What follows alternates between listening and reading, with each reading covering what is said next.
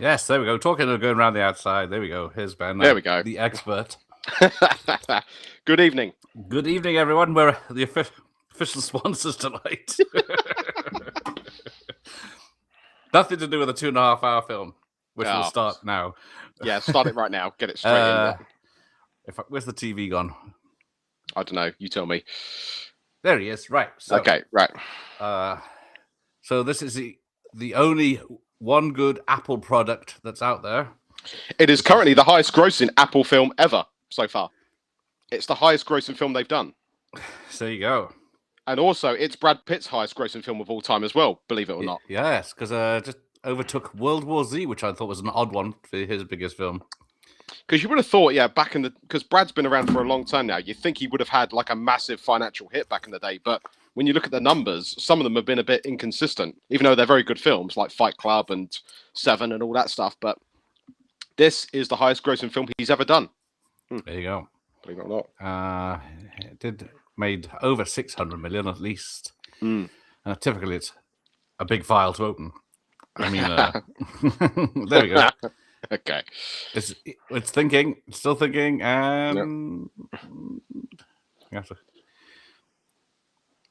says it's playing. Yeah. There we go. Right. Jerry Bruckheimer Productions.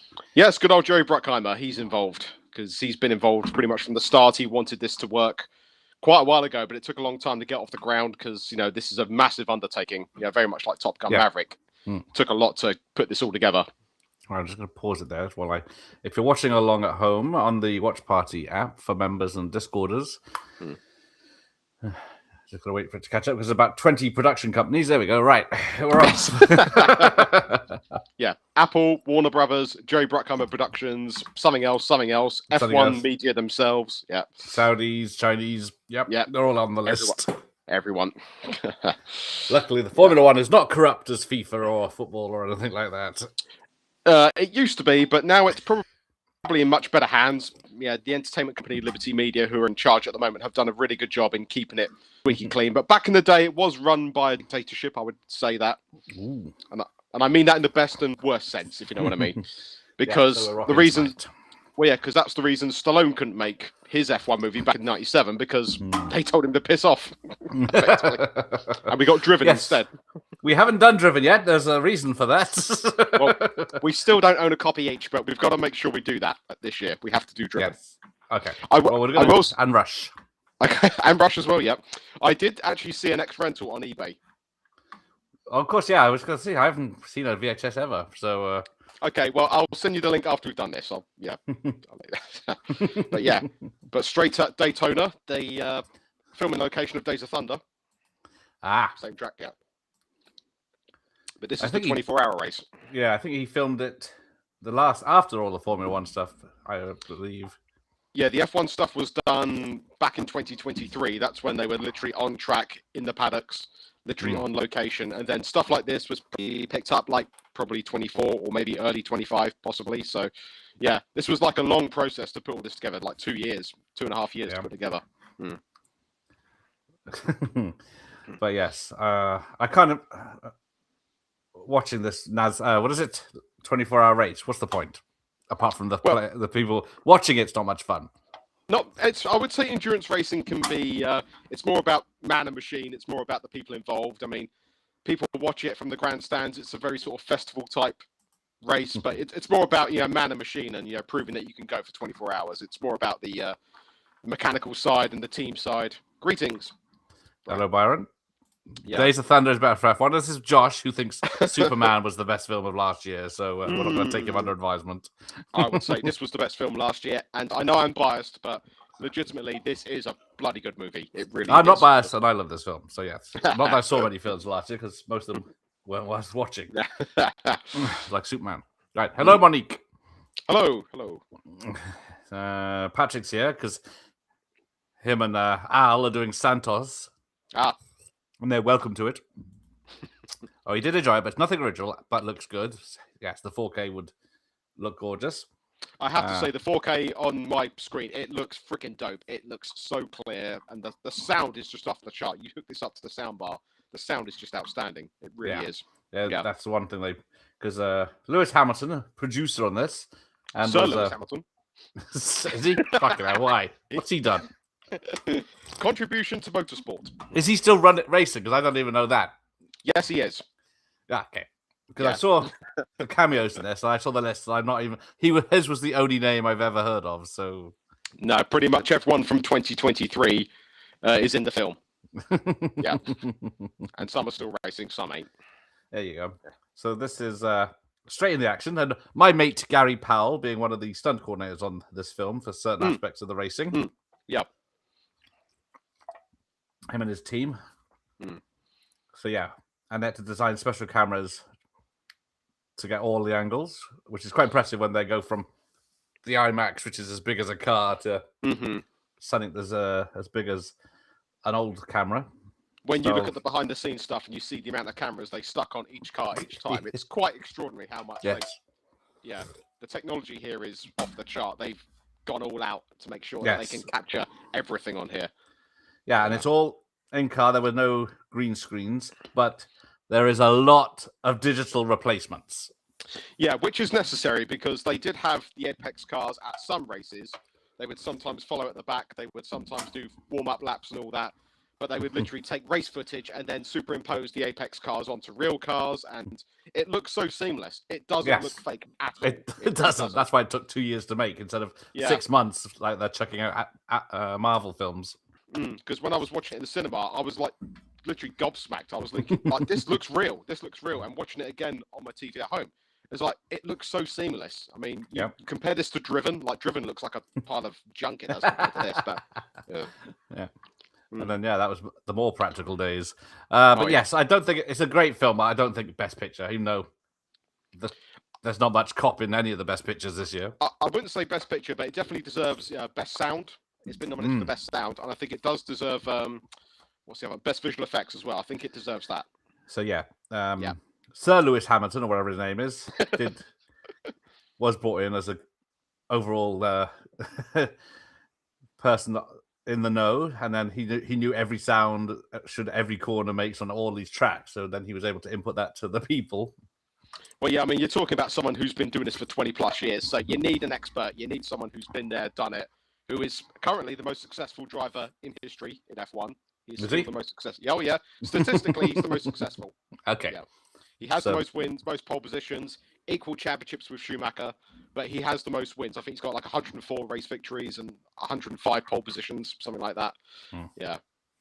But not at the moment. Yes, I'm safe and warm. It's just wet here. So, yes, America's in a frozen... Yeah, they've had it pretty bad. It's it's chucking it down here, but we've had no snow at all. We might get America's a couple of weeks later, but... Beast from the West. Apple shows are great. The Studio, Severance. I only made it halfway through Severance. I've never watched any Apple shows. I have to admit, I haven't watched any of their original content. I can't say never really checked them out. Yeah, because Brad is more of a character actor than Cruise. Yeah. He does play characters, and this is a larger-than-life one. It's almost a bit like Cliff Booth in some way from Once Upon a Time in Hollywood. There is a bit of sort of arrogance there, and and the fact that he's now 60 and he still looks as good as he does. I mean, it's like he's looking good for his age. Yes. If I can look good as that as 60, I want to know what he's drinking. Yeah, because even when he's supposed to look rough, it's like, Jesus, come on. Yeah. Like now in a laundrette. Yeah, he's doing this sort of thing of, he's just trying to get any drive he can. He just wants cash in hand. I don't want the recognition. I just want to sort of get by because I love driving. Yes, I am surprised Legends of the Fall didn't make bank. Who's in that? Anthony Hopkins. And I got the great Javier Bardem, who spends most of his time away from the rest of the cast because he's in. Do you know what? I found that I got that in a job lot on Laserdisc, and I still haven't watched it. I need to. I've never seen it either. Oh, Rush is better than this. There you go.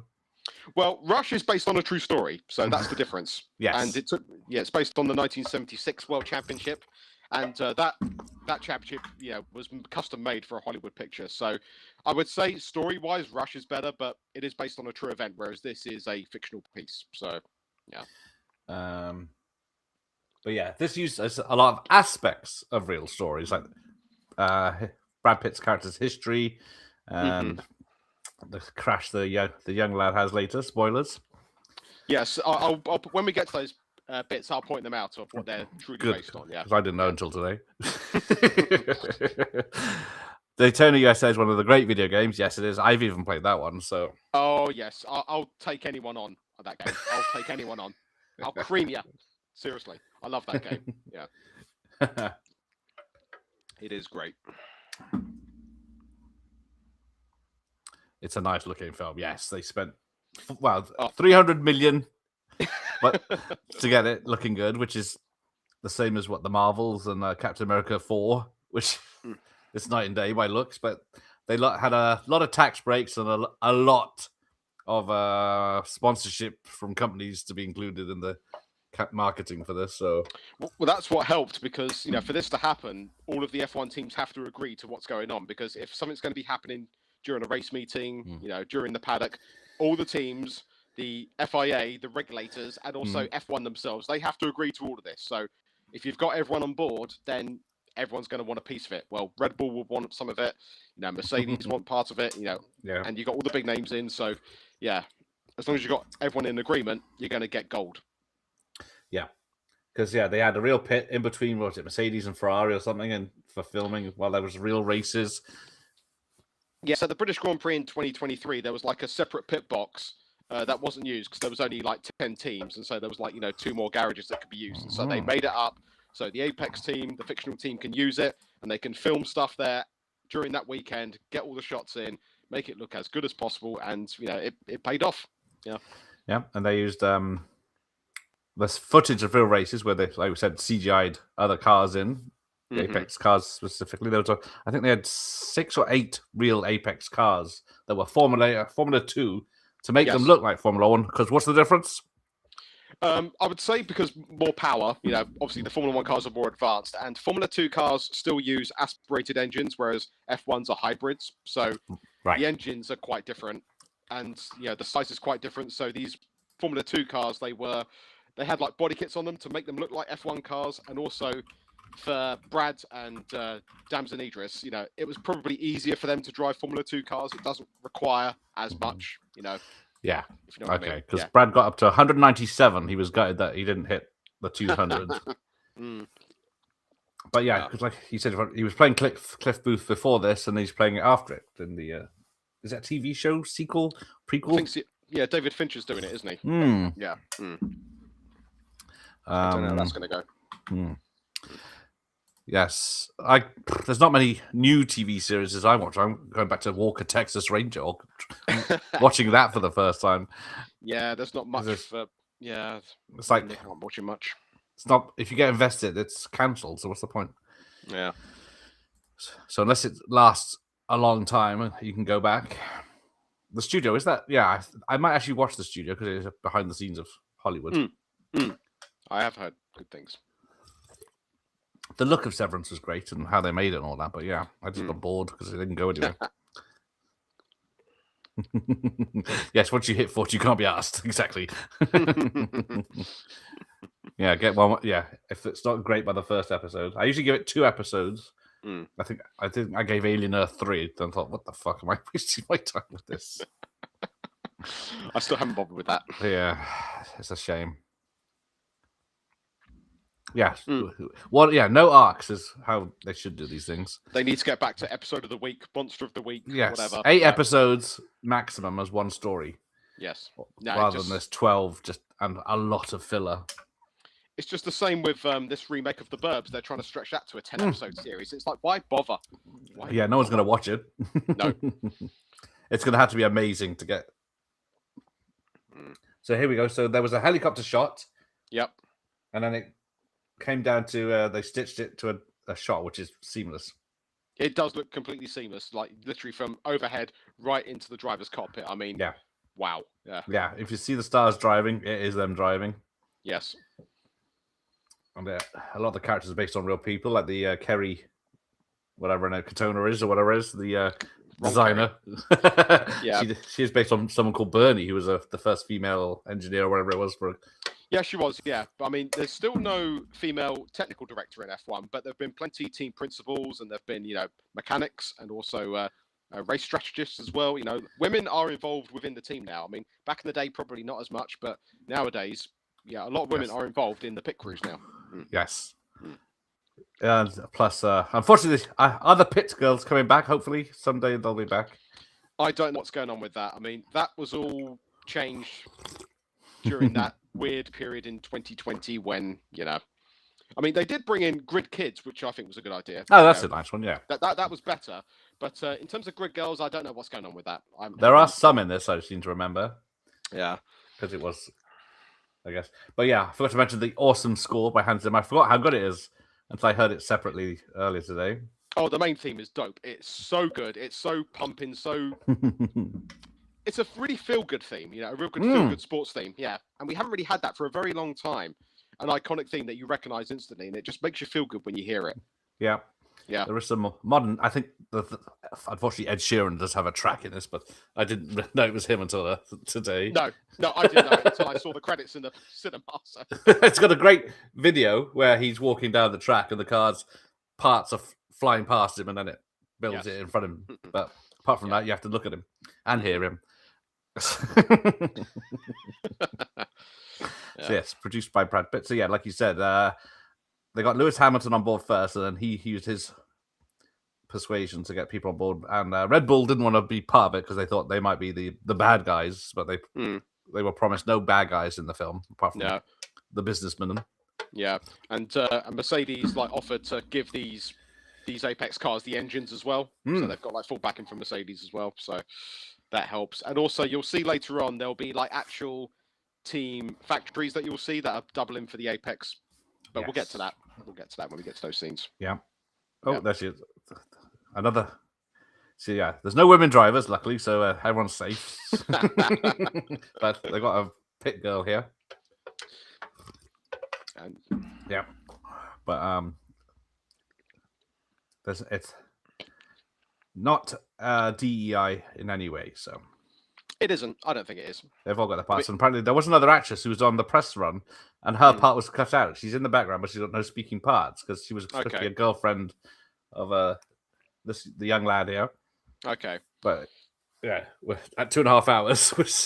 There's only so much you can fit in. They probably thought it might add something, but maybe they thought, no, we could do without this, so we don't need it. Apparently the editing was brutal. Well, they had 8,000 hours of car footage to trim down for a start. Every race had 8 cameras or something on a car, and then like I said, this was a period of 2 years to put all this together, so they had so much to go through. Yes, yeah, they were lucky because this and Top Gun Maverick share a few things. Can you name the 5 people involved in this that made Top Gun Maverick? Well, Joseph Krasinski. Yeah, Jerry Bruckheimer. Yeah.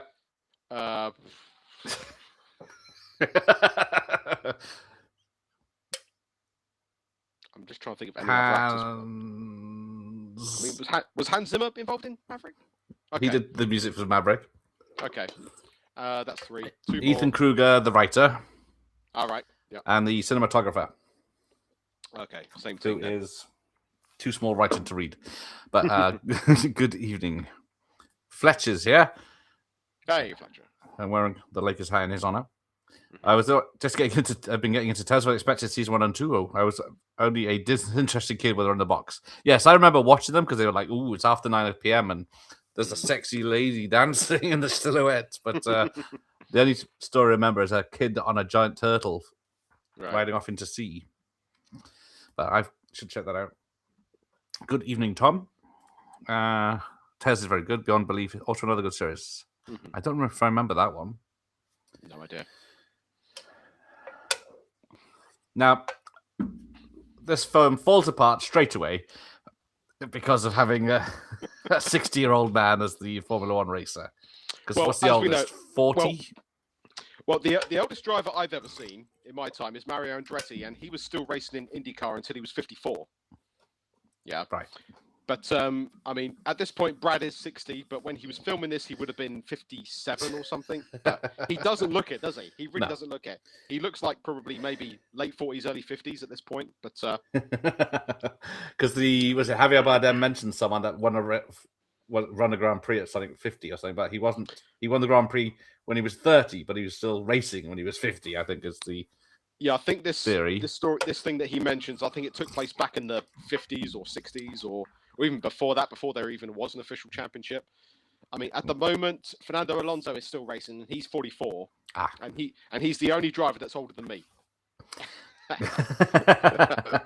Everyone else is younger than me. All those whippersnappers. Yeah, but it is a young man's game. It is a young man's game, no doubt. Yeah. There's a lot of humor in it as well. There's banter. Some good writing here. I mean, but realistically, if someone is that good, if they're legitimately that talented, they could probably jump into one of these and do okay. Because I would say F1 is more 80% car, 20% driver. It really is down to how good the car is. Yeah. If the car works, then you could make it work for yourself, no matter how old you are. Yeah, because I think Brad mentioned about the NASCAR where it's just running around, but the slightest twist of the thing and you're off. It's a complete different skill set, it's a completely different engine, completely different regulations, tires and all that. So driving a NASCAR compared to an F1 car, it's night and day. It really is. Yeah. Yeah. Just put it on autopilot on go round and round. But so yes, there's a few people who worked on this that worked on Days of Thunder as well. Do you know who they are? I probably saw their names in the credits, but I don't remember. Jerry Bruckheimer and Hans Zimmer. I thought you were going to quiz me and think someone more obscure, but yeah. No. Just cheeky. Well, I'm still waiting for Days of Thunder Cold Trickle, 30 years, 40 years later. Well, yeah, surprised that hasn't happened because they were going to say a crossover with this. Cold Trickle and Brad Pitt together. I did hear about that. I don't know if that's legit or not, but it would be... I think, it would be... I don't know how that would work, but if they could get this, because Top Gun Maverick and this had two things that went probably seemed like a disaster, but turned out to be the best thing, which was delays. So Maverick was delayed by COVID, so they had like almost a year to updo the special effects and editing. And this had the writer's strike, which same thing. Yes, of course. I think the writer's strike started the first week they were started making this. And there's a list of uncredited writers like Aaron Sorkin and a few other people who participated in polishing it. Yeah. Yeah, look at all these bits they have to add in just to get you in the seat. Yeah, it's super safe now. These cars are literally, asteroid proof. You can literally survive now. They are truly cutting edge in terms of safety of what they can do now because, they've got that halo in front of them, that sort of contraption which stops, debris hitting them in the face. And where's the fun in that? Well, 200 mile per hour piece of metal coming at you. Well, yeah, instant death, sadly. Yeah. Yeah, he raced with Schumacher and Senna. Yes, he would have done. Considering where they say Sonny Hayes had his accident, Ayrton Senna still would have been driving. I think Schumacher was just starting at that point. We're talking sort of early 90s. Yeah. Right. When it supposedly took place. Allegedly, Schumacher's... I don't know if he's up and about, but is he conscious now? Or... We honestly don't know. His wife has kept it very secretive. All we know is that he's alive, but he's still here, but maybe not. He could be in a vegetative state. We don't actually know. We don't know. Yeah. He's still here, but... It's just guesses, I guess. Yeah. Until something official. Yeah. Tom's a big F1 fan. This is about as good as mainstream F1 movie could be. Yes. I think this is as good as we're going to get. I mean, if this came out back in the 90s, I would have absolutely loved it, but it just wouldn't have been possible. It just couldn't have been done. No, you wouldn't get the cameras in the cars. And of course, back then, trying to agree to get it done, the teams would have said no. And that was the reason Stallone couldn't get it off the ground back in the sort of late 90s because, the team said no. Bernie Ecclestone said no. I think tobacco advertising was still an issue as well. That was another thing that held it back. And, but this was right place, right time to do it. Because F1 has been on the up since COVID. It's literally snowballed in terms of how more popular it's gotten. Oh, there we go. Spin. Now we'll get to it on each race of their tactics that a lot of F1 fans say the stewards would have disallowed it straight away. Pretty much, yeah. But as a movie, I can let it go. Like, if you want me to be the full expert, I'll be like, no, this is just ridiculous. But for a movie, you've got to make it work. You just have to. Well, make exactly. it You work got to because, please both sides, the fans, you have and to, yeah. like you and the people that have never seen a race, like me. Because this is hyper reality. This isn't real. You know, you have to sort of, go a bit over above and beyond. Yeah. You have to. You have to. Tom Cruise is a jinx. Berlin and Maria McKee both hit wonders. Fair play to Lady Gaga for taking a chance. Honestly, what was her song? I can't even remember the Lady Gaga song from Maverick. I can't even remember it. I can sing you the Berlin and Maria McKee ones right now if you want. I got the 7-inch there. Those are on my playlists on here. I play them, weekly on my movie playlist. And it's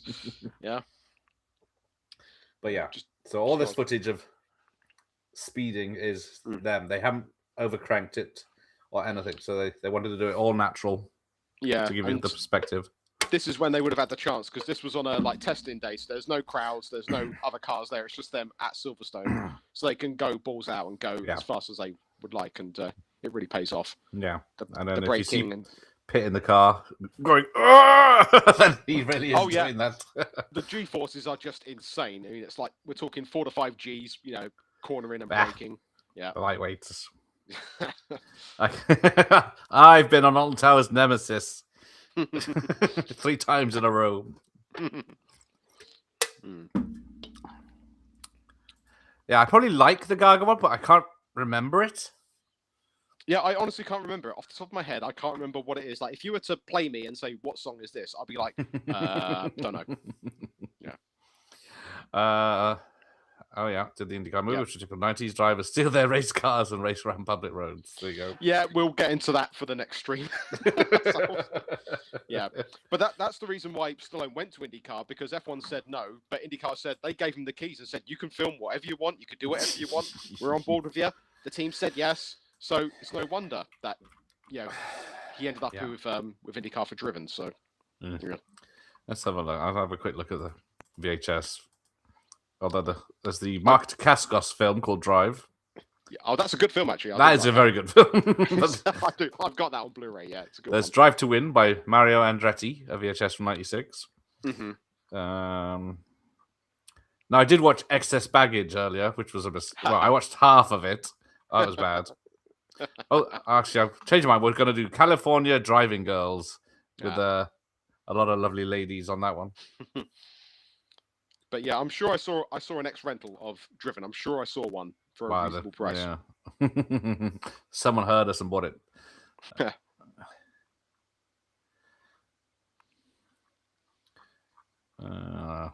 don't see it yet. Okay. But we'll see. But here we go. So he doesn't live with his mum. She just cooks him dinner sometimes. Exactly, yes. He's too busy listening to the noise right now. Yeah, the media and the opinions, and this is actually a real thing for drivers right now. Like, I guess some have to shut it out. There are many drivers that don't even look at it. They've got like PR people to control their social media, because it is quite a cesspool of opinion when it comes to F1. It is quite horrific, to be honest. I don't even look at it. Yeah. So let me bring. When did this come out? Last year. Okay. Yep. It's not going to be in my book then. Talking of films from last year, I watched Anaconda earlier. Is it like bad funny, or is it? No, there's a couple of jokes, but it's a 5-minute skit dragged out to 90 minutes. Right. Okay. I'll just stick to Anaconda from 1995. Yeah, that's. I will. I will spoil it if I can, but there are. Please do. There are a couple of cameos from the original film in it. Is Eric Stoltz in it? No, that's the one. That's the one that isn't. I thought, if they had him come along at the beginning to be part of the film they're making. Okay. Did Jennifer Lopez come back? Yes. Okay. After credits. Well, right. End of the film before the credits. Cheap. So somehow Brad Pitt was in the UK for a while. In the summer. This all would have been around sort of Surrey and Oxfordshire, because that is considered like Motorsport Valley. Like pretty much 7 or 8 teams are based in that area of the country. They're all quite close together. Yeah. Hello, Yvonne. Hello. Hola. Hello. So yeah, this is. They also went to Brackley. Yeah, this is actually Woking for McLaren. This is the McLaren base. Yeah. One of the places. This is one of the places. Point. Yeah. And this is not. I'm not far from Woking. About sort of 25-minute drive. Yeah. So yeah, Brad Pitt got $30 million, but he is one of the producers as well, I think. So yeah, which is his biggest salary.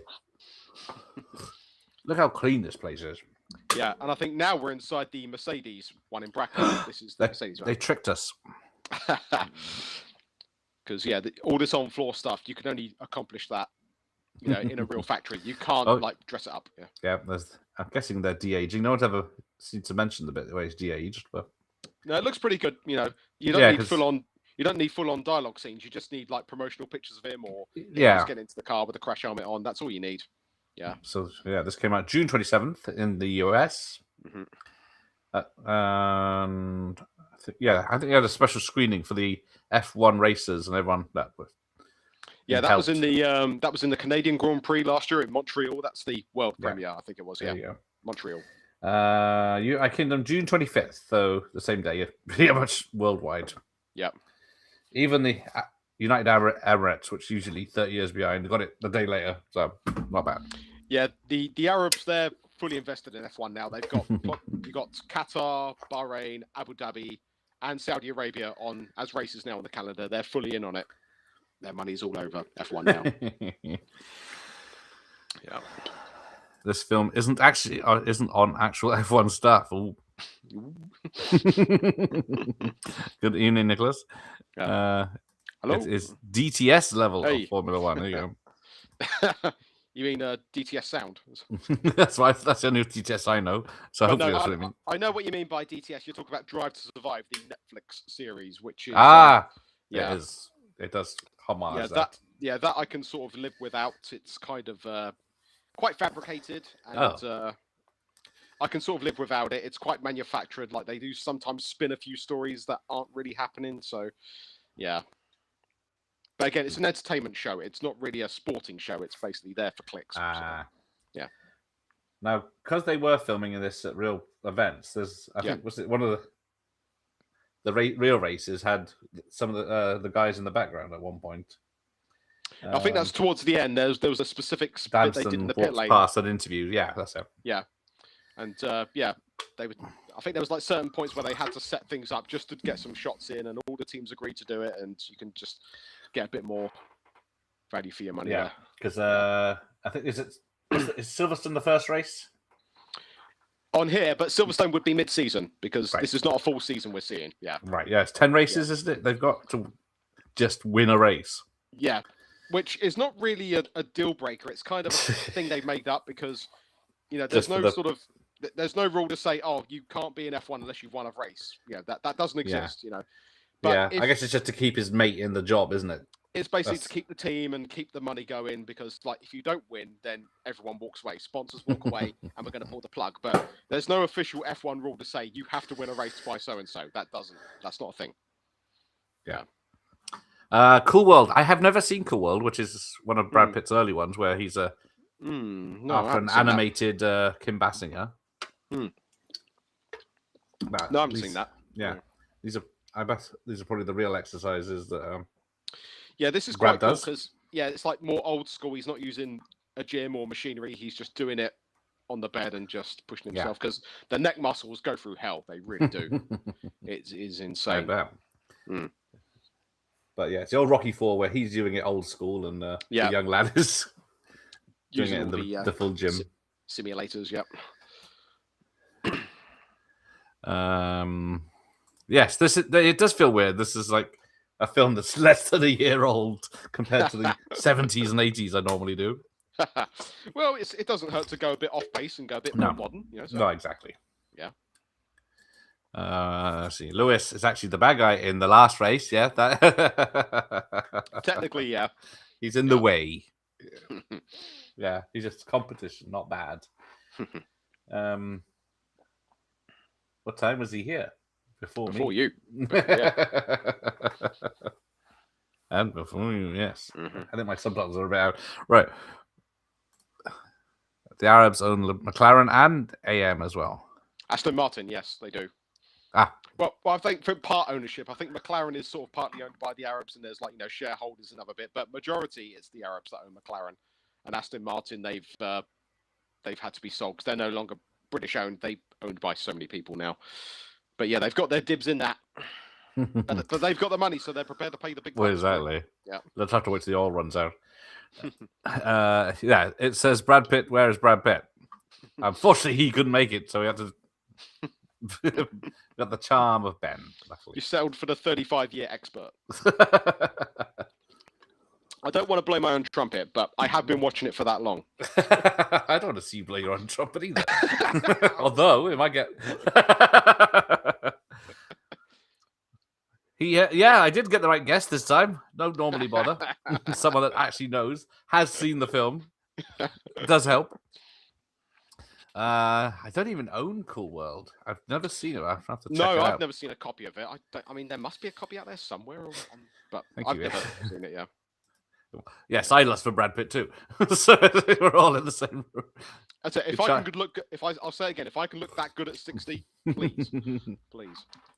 I haven't seen Johnny Suede earlier. All I remember is the cover where he's got massive hair and a spike. Oh yeah. Here we go, Silverstone. Yes. Where the Premier Inn costs £300, and I took this a race on.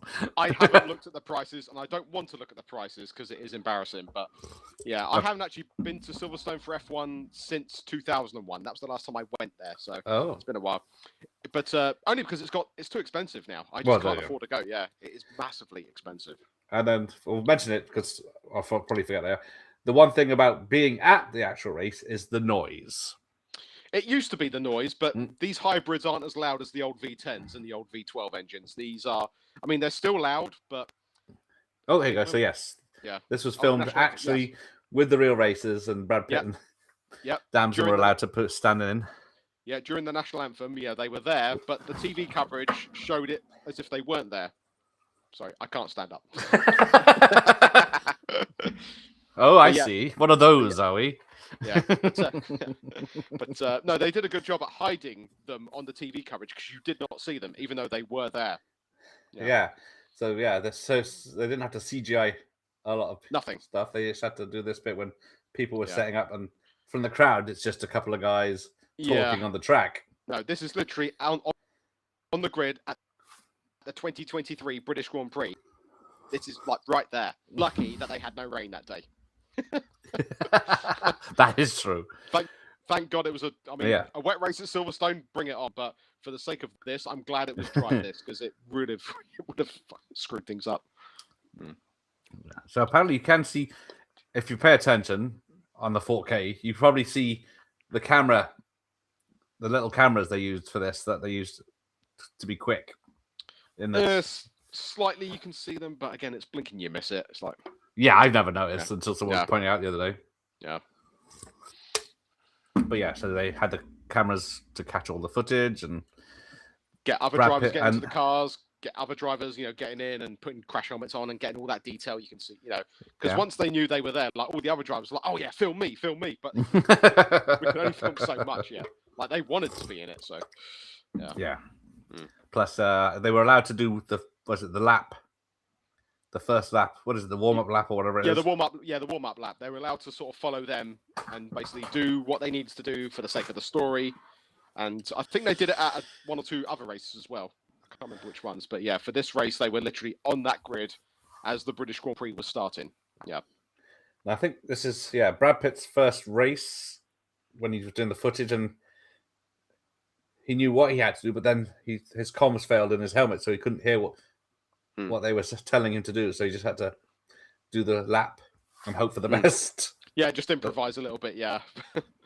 Then they sort of played it, and Plus, he was a bit nervous because it's his first. Sitting in his car with all the proper races. If he fucked up and they'd have to stall the race or start the race later or something because he crashed and spun off, and also because they'll lose that opportunity to get all of this in. They would lose that opportunity. Yeah, this was like, it all had to be done on this Sunday of all days. Yeah. Fletcher's wife got all excited when Brad had his shirt off on the roof. Once upon a time. I'll take my shirt off if she's watching. But then that'll just make her more for Pitt. Yeah, which cinema did you see this? I only saw it in the local Cineworld, which is not the biggest screen, but no, I mean, I usually go to the local View cinema, but I thought I'd pay a bit more and go a bit further out to an Odeon IMAX to watch it. And nice. Yeah, it was worth it. Yeah, I don't normally go there because it is more expensive, but for this, I thought, no, I've got to see this on IMAX. I'll pay more. I'll have the comfier seat. I'll have the better screen. Yeah. Go on. How much was that? It was about it's about £15. It was. Oh. Yeah. Whereas the local View cinema, it's $5.99. Oh, is it? Bloody hell! It's yeah. like £12 for just for a basic ticket for me. It was the last one. I think this was the last film I actually saw in the cinema. So back in June. Yeah. Yeah, the local View is quite cheap, but obviously you have to. If you want all the snacks, then they rip you off for the snacks. But I don't buy all the snacks. So if you just want a basic seat, it's $5.99. And if you want a recliner, it's like $7.99. So it's still quite cheap. Yeah. Yeah, that is bargain. It's like 20 years ago prices up here. Oh, are they? And they're off. 5 red lights. It's go. Yeah. So yes, every gear change, every corner sounds exactly as it should be, apparently. Oh yeah, the telemetry and all the numbers and the. Hang on. Yes. I've seen Fast and Furious. He's got about 10 more gear changes before he gets to top speed. These cars have 8 gears. Cars only have 6, I think. Half the amount of Fast and Furious gears. But yeah, so you'd be very hard pressed to spot the digital effects of this. They're so good. It looks so seamless. Like I said earlier, I'm literally gobsmacked at how well it turned out. Yes, yeah. I know when they captured real footage and they showed the real footage and they showed the bits where they added cars. Yes, you think, fucking hell. Yeah. Because I think they went around with a camera car that like scanned every point of the track, and then they just took the race footage and just superimposed them on there, and yeah, it just looks so seamless. And hence, I think Marvel could learn a lot from these visual effects. They could, yes. Patience and don't say, oh, we'll make a Marvel film in 6 months. Because that's why so many older films still look good with visual effects, because they took their time with the visual effects. They would spend a whole year doing it. I think. Yeah. Was it The Mummy from 1999? They spent a whole year doing visual effects on that, and that looked as good as it could do. You've got to take your time with it. The Mummy 2, they said, right, you got 3 weeks. Yeah. Well, they only had The Rock. To be fair, they only had The Rock for like a day to scan him, so they didn't have enough time to do a lot of stuff for that. Yeah. But all of this is it's incredible. Hey, Darius. Yeah. Favorite movie last year? Same here. And, same here. Yep. No contest. I can't remember what when I did the top 10 box office, but it was a piss poor showing. This didn't make the top 10 of the financial for last year. No. But let's see how depressing this is now.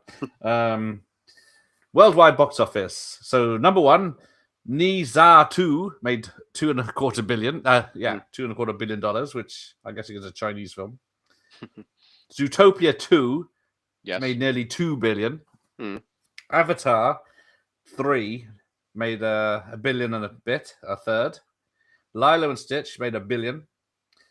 The Minecraft movie didn't make $1 billion. Jurassic World Rebirth didn't make $1 billion, and it didn't need to be in the top 10 either. Nope. Demon Slayer Kimetsu no Yaiba Infinity Castle.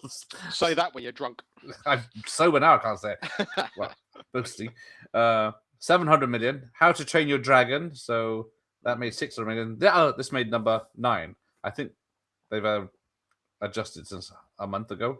And Superman was number 10. Oh, no, it's Mission Impossible 8 or whatever it is was number 11. That's it. I got it the other way around. I knew it was... The Final Reckoning. Yes. Luckily. That's the other film I saw last year, which I didn't like. I liked it a second better time, but yeah, it was too long like this. Not as good as Fallout. I still think Fallout was the best one. Yeah.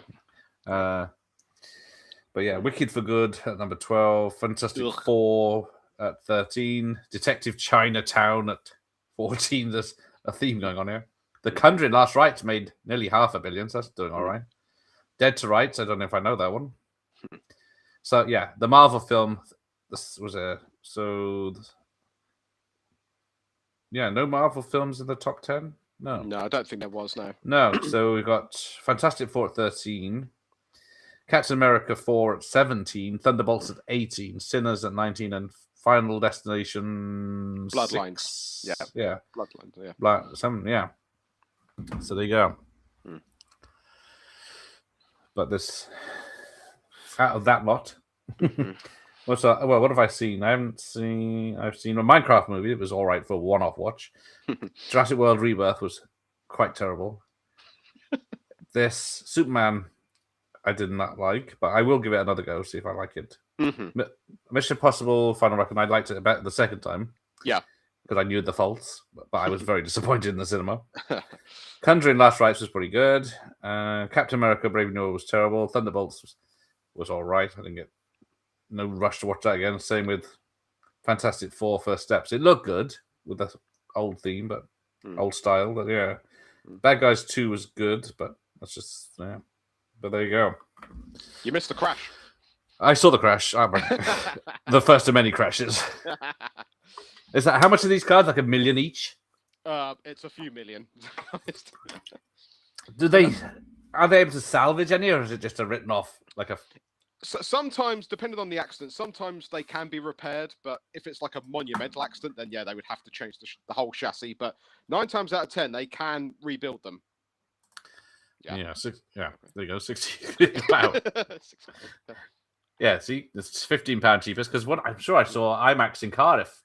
Dark Knight Rises. I thought it was 15 to 20 quid back in 10, 15 years ago, whatever it is. Yeah. I mean, I can't remember the actual price. It was probably maybe a bit more than 15 quid, but it was double figures, but it was still reasonably priced. I did pay for the basic. I did pay for a basic seat as well. So yeah. No double bed. Right. No. The award for best executed race movie, Silver Dream Racer. That's David Essex, isn't it, with motorbikes? Yes, it is. I've never seen that. I know of it, but never seen it. Yeah. I remember seeing the trailer loads, but I've never actually seen it. Or I might have seen it, but can't remember it. Yeah. But Silver Dream, I remember the song as well. Whack, whack, whack. Calling me piss poor. Well, these arguments can happen. There have been many times when drivers have wanted to. Well, yes, I'm guessing cuffs may be involved at some point. Yeah, not in recent years, but yeah, these heated arguments can happen. Well, as we'll see when we get to Rush with the rivalry in that one. Oh, yes. At one point, it causes the crash, and the next minute, it brings him back into racing. Yeah. Because he was only off for like 3 months or something. Niki Lauda. Yeah. Yeah, he was only out for like, I think, what was it, August, September? October? I think, no, it was only a month, I think, or so, I think it was. Yeah, it was like, the crash was in like early August, and then he was back by late September or something. So, yeah, it's truly heroic. Yeah, because he was sore putting that helmet on. Oh my God. And having the fluid from his lungs. I tell you, that man was a freaking legend, I tell you. Hardcore. He really was. Yeah. He was a one-off. All right. Oh, there you go. So slowly revealed how damaged he really is. Because is that another thing? The doctors in real Formula One would never let him race after the damage that's done to him. Probably not. I mean, it really depends on how extreme the injuries are. I mean, there are exceptions, but I think for the sake of this story, probably not. Yeah, because it's like he's one car crash away from being paralyzed. Pretty much, yeah. And I think the insurance claims and all that would probably not allow it. But that's why it's a secret. You're not supposed to know about it. So, yeah. But surely they have to do medicals and have results. Oh yeah. I mean, there have been drivers that have had bad injuries and then come back and they've carried on. But yeah, for the sake of Sonny's injuries that he sustained, I think probably not. I don't know why the ice bath is in with the tires, but yeah, I don't know. I've never had an ice bath, so I don't know. I don't even like a warm shower, so I have to have it hot. Otherwise, I'm not going in it.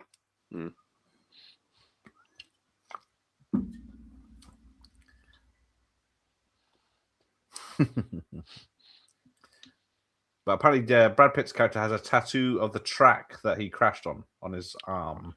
I think so. Yes, it does. But I wouldn't. It's just a figure of 8 or something. Yeah, I think it is, but again, can't really see from here. But no, I don't think you ever get a good look at it. No. Well, at some point, they'll have to put it on every day for him, or has he got it for real?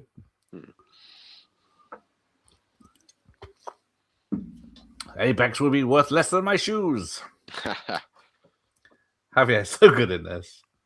He is. He's great. Yeah. He is one of those chameleon actors because he's the same Oh, yeah. guy from Skyfall and Dune and No Country for Old Men. No Country for Old Men. And Yeah. I don't think I've seen anything else. Not really, but he has been around a while. He has. That's why I was surprised when I saw.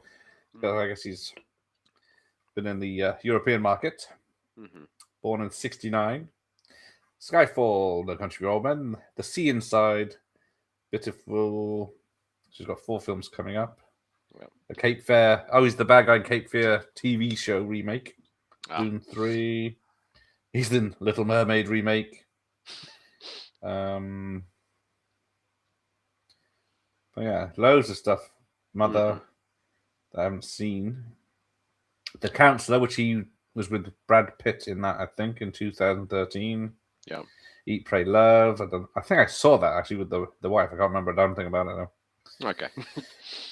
Collateral. I haven't seen that since I know who he is, but I haven't. So it's Tom Cruise. Live Flesh, which is supposed to be good. 97. But yeah, a lot of Spanish names. The Tit and the Moon, of course. Everyone knows that one from 94. Jaman. I think that's a Michael Jackson thing. Jaman! Or is it Chris Tucker? I can't remember.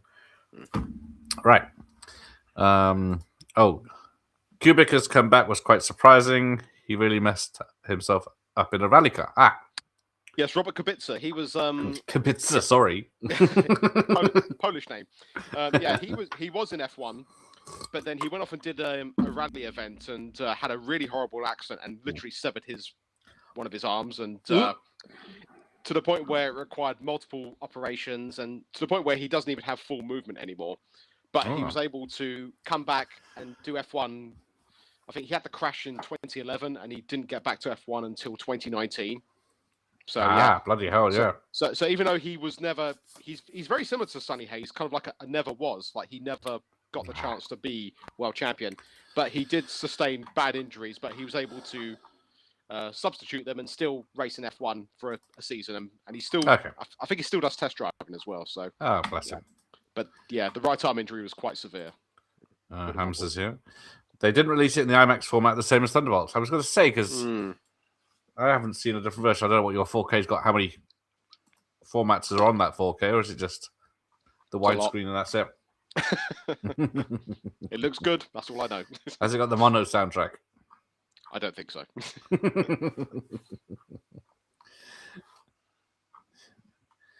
So yes. Where's this pub? This is a lovely pub. Somewhere in Oxfordshire or Northamptonshire. Yes. Somewhere there, somewhere rural. I thought you knew. No, but it's probably in that area where they filmed. At Williams and Mercedes and McLaren, somewhere within that part of UK, and it's it's a nice area. So yes, the Hungaroring, Japan, Suzuka, Abu Dhabi. Yeah, whatever.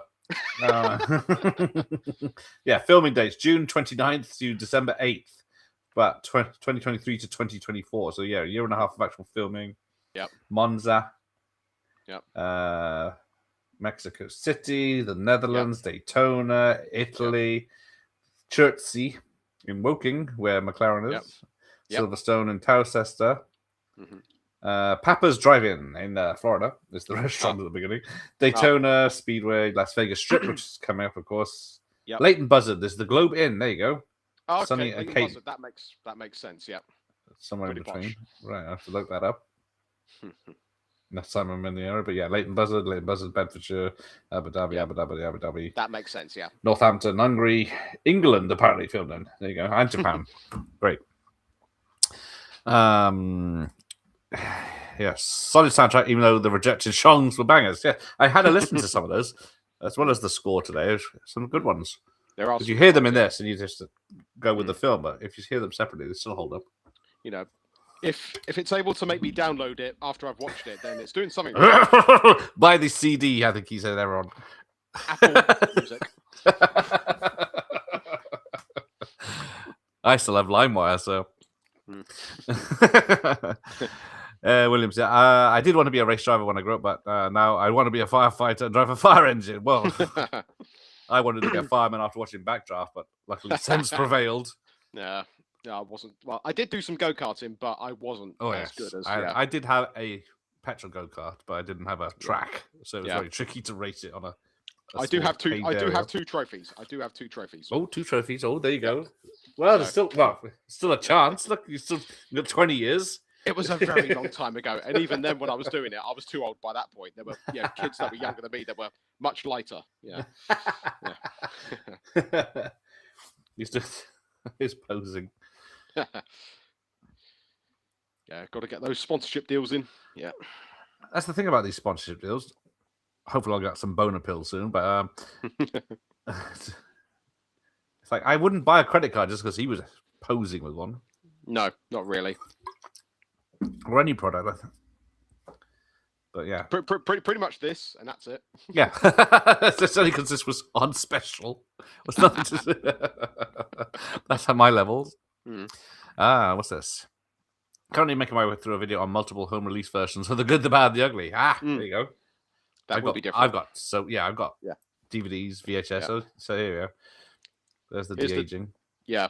Now this crash is actually based on a real crash that happened in 1990. It was Irishman Martin Donnelly, and unfortunately he hit the barrier and he was literally thrown from the car and broke all his legs. And luckily he survived. Yeah, they recreated it exactly as it was, with launching a car into space almost. But apparently, they said if it looks ridiculous, that's exactly how it happened. Yeah, because Martin Donnelly actually gets a thanks in the credits. They thank him. Yeah, he gets. I think Lewis phoned him up to ask him if he didn't mind if they copied it. Yeah, and luckily he survived. And again, his career was pretty much never was after this point. Even though that he does, he's done a few demonstrations and guest appearances here and there, but he now really much does driver coaching and driver management and all that. But because of that accident, Martin Donnelly, he walks around with one leg shorter than the other. Yeah, the injury was so severe. Yeah, he's got permanent limp. Yeah, so he's lucky to be alive. Yeah. Hungaroring, where's this? In Hungary, how they go? Yeah, Hungaroring. There we go. No, Hungaroring. Yeah, I said. Because they actually filmed Gran Turismo at this track as well. That is another good one. I did that. Yes. Yeah, they a lot of that was filmed at this track as well. Because who else? I think. Who was on that? David Harbour was in that. David Harbour was in it, and Orlando Bloom was in it. Yeah. Yeah, I'm talking about the real people behind the scenes. Because I always confuse it for the Need for Speed. Oh, it was Neil Blomkamp, wasn't it? Yeah. Who did District 9. Yes, that's it. Gran Turismo, yeah. But I think, was it Andy Gill or one of the Gill brothers? It was one of the Gills, yeah. Was working on it while I talked to him. Yeah, he did mention it. I remember, yeah. Oh, someone pays attention. But probably a lot of people were. So what is was it Need for Speed, the game that turned into a film with Breaking Bad guy, didn't they? Oh yes, yeah. That's what threw me off with Gran Turismo. Is bloody Jerry Horner's in it as the mum. Oh yes.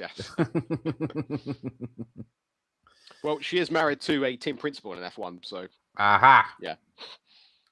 Extra contacts. So you got all the information. Yeah. Right, producers. There's about 20 producers. Yeah. I was gonna say in that team meeting, did you notice Brad Pitt's Pioneer T-shirt? Did you notice that? Yes. Yes. What's it mean? Well, I mean, we like Pioneer technology, laserdisc players, DVD players. Oh, I see. Yes. Okay. Yeah, and also Pioneer used to sponsor F1 quite a lot back in the 90s. You would see them at racetracks, particularly all around Italy. That you'd see Pioneer banners everywhere. Right. And I think they did sponsor Ferrari at one point. Yeah. Yeah, that makes sense. Now. Yeah, Andy and Jack Gill worked on the other one. Okay. That's why I remember it. Yeah. But yeah, isn't that one? Well, was there a game called Gran Turismo? Yeah, there's been loads of games. Yeah, there's been. Yeah, I seem to remember that. 7 or 8 of them. Yeah. There's been about 7 or 8 games of that. Yeah. Here we go. Doesn't want his tires. Yeah. Now, They're just fucking tires. There's no grip on them, so. Well, do you want some context? Go on. Okay. Right. Educate the red ones, super soft. They are the quickest tires, but they don't last as long. And then you've got the medium ones, which are kind of like, happy medium between soft and hard. And the hard ones are the slowest, but they can last longer. Yeah. The tires. They are just tires. But the effects that these tires have on these cars is so significant that if you've watched F1 as long as I have, the difference in tire wear can be quite astonishing when you actually see it happening. When someone is on a fresh set and an old set, you can really see the grip difference between certain cars. So now he's on these red tires with the red wall. He's got more grip and he can push harder and chase all these other cars without much work. Because it's always amazing me that they look bald, the tires, but because they're full slicks. There's no treads on them at all. Only for the wet tires you've got the treads on, but full slicks as they're known as. Yeah. Dag nabbit. Yeah. Safety car deployed. Yeah. Oops, I shouldn't have done that. See. Now again, he could have got away with that once, but the fact that it happens multiple times here, it's like the FIA, the regulators would have gone, "Hang on, guys, hang on." Yeah, what are you doing? But it is funny how the FIA aren't even mentioned in this because they are considered the bad guys of F1 at the moment because you've got F1 who own it, and then you've got Liberty Media, the entertainment company, and then you've got the FIA who regulate everything. And in recent years, the FIA, they're kind of the bad guys of the bunch, but you need these guys there to regulate these cars. Like they need to be there to make sure everything is within the rules. Technical regulations, sporting regulations, and financial regulations as well. It is fucking deep, I tell you. Because we'll find out later. Someone just says, "Oh, their car's cheating," and they get instead of being let to race and investigate, they just say, "No, you can't race." But just because someone commented. Yeah, there's been similar stories to that in the past where you've obtained documents that you shouldn't have seen. You've got blueprints here for a previous car that you saw from another team. I mean, it can happen. Yeah. Tom still has an STD from using LimeWire. Yes, I lost a few computers to that, or had to rebuild a few computers. I don't think I ever used them. So. So yes, this film's got nice artwork. Yes. Which poster you prefer? Because the one you've got. My one's got that one. That's actually quite good as well. I actually don't mind that. Yeah, I like the sunset one on the 4K though. The 4K looks good. The DVD looks good. The Blu-ray, I don't really like that one. It's like one of those sort of head posters where. Is it the one in the background here? I've got. I think it is. Yes. Yeah. Yeah. Doesn't look as good, but that one. Yeah. No, I can't quickly see it. But there you go. But that's the one that's on the Blu-ray. Right. Yeah. But I would say better off. I'd say the 4K and the DVD have got the best covers. Yeah. Scott Waugh did Need for Speed. Okay. That came out quite a while ago. I think that was 2013. That came. Yeah, it was around the time Breaking Bad was big, wasn't it? But I didn't mind it. It's got Imogen Poots, I think, where she lean out the car and fills it with petrol at some point. Yeah, Michael Keaton's in it as well, isn't he? Is he? Bloody hell, can't remember now. It's on. YouTube. Need for Speed's on YouTube for free. Oh, is it? So no one wants it. It's a good fun, but I can't say it's one I think about watching. But what are the video games? What turned into racing ones that turned into films? Was there another one? Yeah, Gran Turismo, Need for Speed. I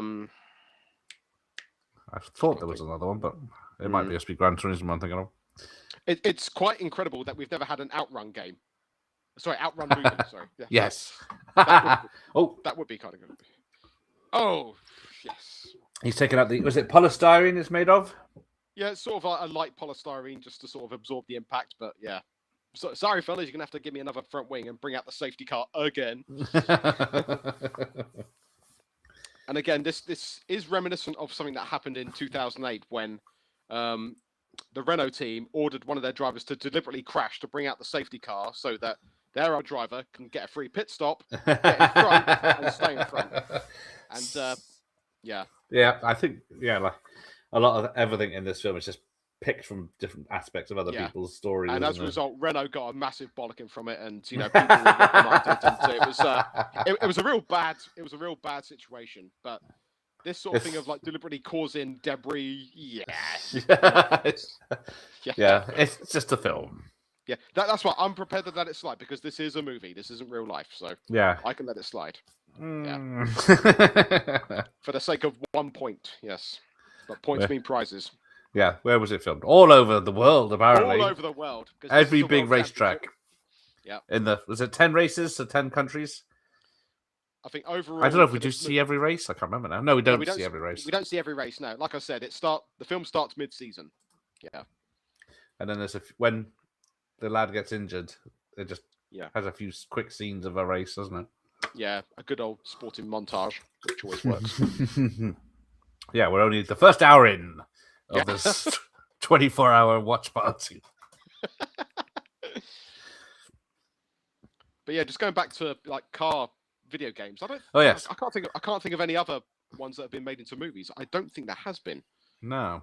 I guess there's not much that can be done with them. They're just racing, but then they make fighting game movies, so yeah. I mean, there's been plenty of motorsport movies in general, but yeah. Yes, I think we should have had you take a shot every time someone famous from F1 turns up.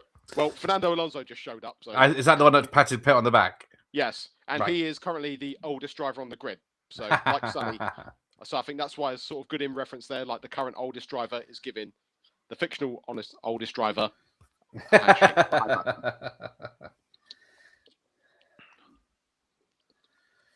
Because Fernando Alonso is very sort of Sonny Hayes-like. He has dipped out. He dipped out of F1 for a bit and did other categories. He raced in Le Mans, raced in Dakar. He did IndyCar as well. He's one of those guys that can jump into anything and be competitive straight away. Oh, nice. So similar to what Sonny Hayes is, he can literally get into any car and be quick. That sort of natural gift of speed. Is that like anycar.com? Because he'd be perfect advertising that, I'm guessing. It's all computers. There's no skill in this anymore. Glorified PlayStation, but yes, simulators are used very extensively, and I think this was the first time this simulator was actually shown to anyone, because F1 teams like to hide these things. They don't really want people seeing them, but for the sake of the movie, I think they were prepared to show it off here. Yeah, they've probably replaced it by now with something else. They probably have. They get updated very regularly, but yeah. It's like when they show 80s films like this. So this is the level of simulation they have. Yeah. But Hans Zimmer's kicking in. Oh yeah. But these simulators are on par with pilot simulators as well. They are hugely advanced, hugely expensive. Yeah, it's quite extraordinary. Yeah, so we go. Closest thing, not based on a video game, but definitely had some sort of vibes, was Overdrive with Scott Eastwood and Anna de Armas. I don't know that one. What's that one? I don't know that one. No. Let me see. What was it called? Overdrive. Because I still haven't seen Ghosted with her and. Oh, they had a 2017 film, so it's an early one. It is it's an actual. And she's in a bikini. Sold. Right. Car thieves south of France. Luxury car thieves. That steal a Bugatti 1937. But yeah, okay, I'm gonna check that out. Then there's a Ferrari 1962 Ferrari GTO. All right, we'll have a look at that. Thank you for recommending that. Yes, Ford versus Ferrari is coming up as a mention. I see. Another one we'll get to. Nice. So it's filmed all over, especially a lot. More in England than I ever thought. Well, the first hour is more in England than I ever knew. Yes. This YouTuber I watch has a 3-second cameo in the crowd at Silverstone, I think. Would be a good claim to fame. Yeah. Oh, yes. If Tony Scott was still alive, Jerry would have had to direct the movie. And half the movie would look like the Sunset poster. It would have been, yeah. I mean, I don't know. I mean, he would have been getting on a bit if he was still around, wouldn't he? He would have been. Yeah. Oh, I guess, his brother. Yeah. I think who's it? Brooker Simpson. There's a picture of him and a photo of him in one of the things. I think it's either where he's supposed to look, he's Pitt's dad or something in a poster or a mentor. Okay. He's in one of the photos. Mm-hmm. Now, this interview here, is this real people? Yes, you got the CEO of McLaren, Zach Brown, in orange, and then you've got the team principal of Ferrari, Fred Vasseur. And these are two guys that are involved still in F1. Okay. And the interviewer man? Yeah, he's genuine. That's Tom Clarkson. He's the official F1 press conference guy. Right. Yep. Okay. Yep. The only one I know the name of is Brundlefly. Yes, and I wouldn't recognize him if he walked past me in the street. Yeah, Martin Brundle, the commentator. Yeah, as far as I know, he's still with Sky Sports. Right. But I don't watch Sky Sports. I watch Channel 4 because it's cheaper. It's free. That's why. Yeah. And then there's famous people now signing stuff, I'm guessing. Lando Norris. There's Max Verstappen. There's Liam Lawson. There's Carlos Sainz. Lando Norris, of course, famously related to Chuck. Oh yeah, do you know what? He was actually asked that because he was given it's one of those sort of quick fire interviews where they take questions from social media, and he said, "Right, are you related to Chuck Norris?" And he went, "Oh yeah, he's my great uncle." He said, and then just yeah, there you go. You have to do, yeah. Oh, right, hang on. Let's get to this one. Ford versus Ferrari, which before Brad Pitt made this, he was supposed to be in a film called Hell on Wheels. I think it was with Tom Cruise, and then it eventually became Ford versus Ferrari, which is called Le Mans in the UK. Le Mans 66, because that's the year it took place. Yeah. But Ford versus Ferrari is a better title. Yeah, it is. I don't know why they check. Yeah. Yeah, I don't know why. I'm sure there are the reasons. Is that the Mamma Mia's ABBA's Fernando? Is it? No, Fernando Alonso. Okay. Oh, there you go. Yes, I remember when Fernando Alonso started when he was 19 years old in 2001, and he's still going. Yeah. Bless him. Yeah. I think he's now the driver who's done the most races ever in F1. I think he has the longest career. Actually, this film is actually quite disrespectful. There's no Nigel Mansell involvement. So, is it Sir Nigel? Do you know what? Nigel hasn't been knighted, which is a disgrace. Well, yes. He has an OBE, but he hasn't been knighted. This upstart's in this film making money, and Sir Nigel. He's happily retired in Jersey. He's fine. Racing around Jersey. That's technically a lap, isn't it? Mm-hmm. Overdrive is also on here, and full HD, both officially by YouTube and other people's version, and the unofficial version's a better rip. Okay. Yeah. Which is odd, isn't it? Yeah. I've uploaded a few films, like the Hoff ones we did, and then they got in trouble. But eventually, yes, Don Simpson, who thought he was the star of Days of Thunder, but he wasn't. No, he wasn't. No, he wanted to be, but he got one cameo. Mm-hmm. A virtual safety car now, because they're too cheap for a real one. Yeah, virtual means that they don't have to bring the full safety car out. It just means that drivers have to slow down to a lap delta and just stay at a certain pace while they just clear the track. So it's kind of we don't need a full safety car, but this is like a virtual version. So it's just slow the cars down, clear the track, and then everyone can go. Yeah.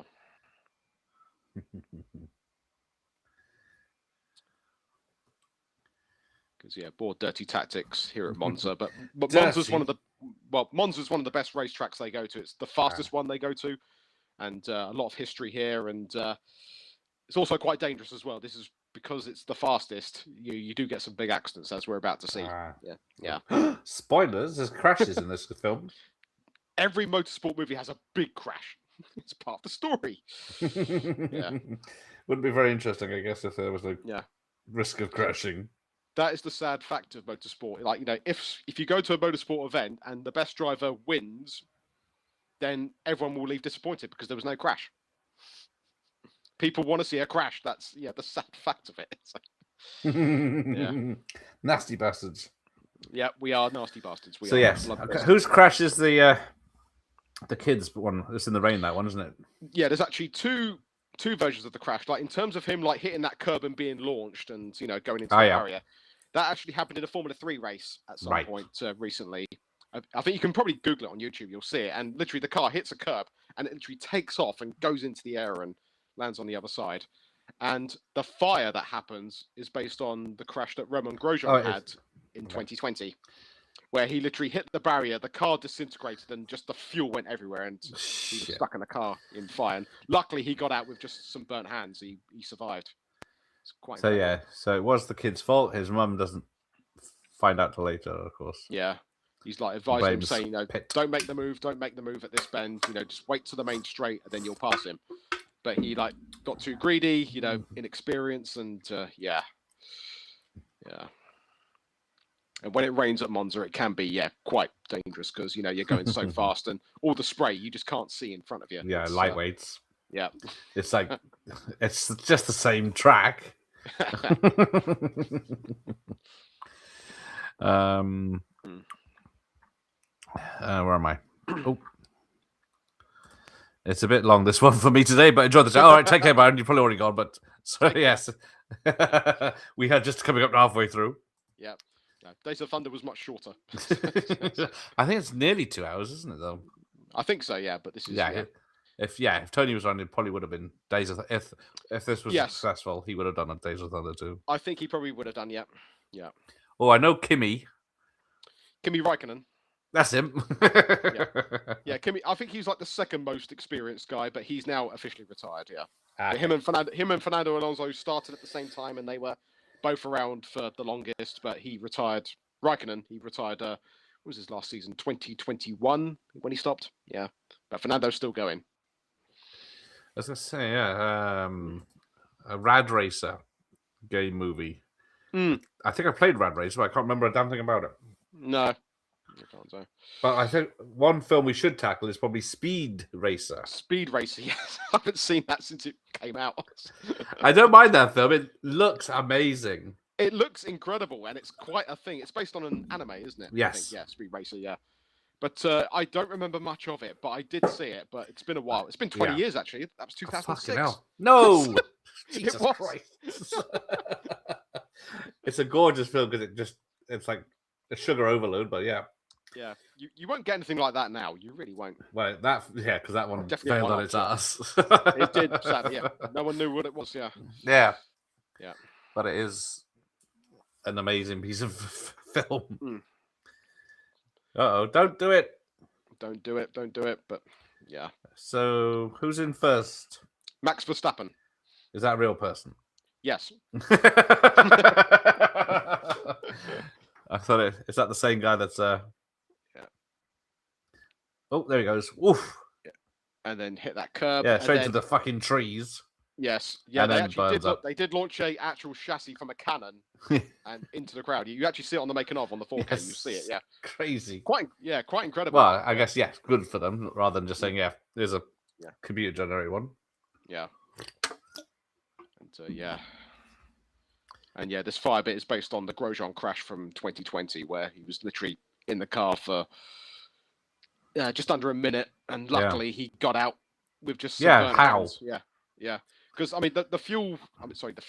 The overalls they wear, they're so good, and the balaclavas and the crash helmets and all that. It's like they can sustain heat for probably up to maybe a minute or two, and also inside the car, it does. Ignite a tank of medical air so they can breathe properly, so they don't breathe in toxic fumes. Yeah, there is that. Yeah, there's so many. But fire is quite rare now in F1 because the soft fuel tanks don't really rupture that much. But back in the 70s and 80s when Niki Lauda was racing, it was a real problem. But they were the cars were pretty much mobile bombs at that point. But they were. It was quite horrifying when you look back on it. But luckily, fire is not really proper racing. Yes. And there goes Niki Lauda on fire. Where is Murray? Is he in this? No, he's sadly gone. Yeah, he passed away in 2021 at the age of 91. Oh, bloody hell. He hung in my there. age. Well, yeah, he hung in there. Yeah. Good old Murray. Where's Dickie Davis? I think he passed away as well. For fuck's sake. All the people I watched for sports. Yeah, they're all gone. Yeah, I think I think last year or the year before Dickie Davis passed away. Yeah. Yeah, I remember so him. Charlie Chaplin's gone next. Right.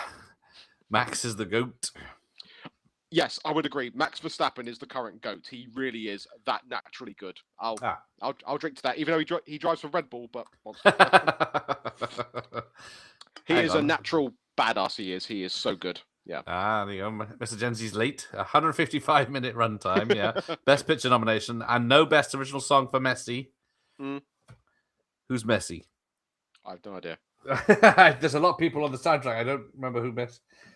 I know the main song, but I can't remember the man or woman who sang it. But because there's a whole lot of love from Zeppelin, so they paid a lot of money just for that for a start. Oh yeah. We got Rat with you got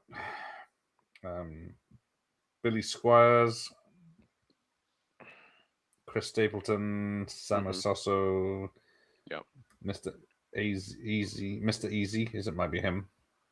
I think so. Yeah. Madison Beer, Pau Swa.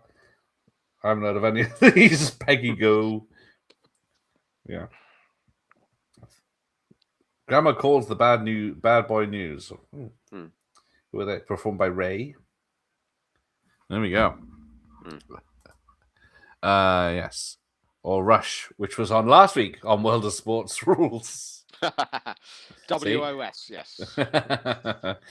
Rush was great, yes. Yes, like I said, we'll do that in due course if you want to do Rush. We've still got the Hoffin. We've got Nick Fury, Agent of S.H.I.E.L.D. We have to do that. We've got to finish the unofficial Hoff trilogy, haven't we? Yes. There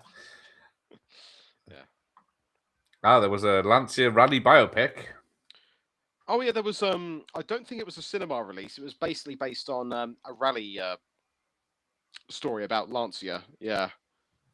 I saw it advertised, but I've never seen it. Daniel Bruhl was in it, who was Nicky Lauda in Rush. He was in it as well. And I don't think it was a cinema release over here. I think it might have been straight to DVD or straight to download. But yeah. Yeah. I think that's what I mean. Look at my references, Milado. Hang on. No, I still haven't watched it. Oh, so he hasn't watched this either. Oh, yeah. Okay. Well, we recommend it. Oh, yes.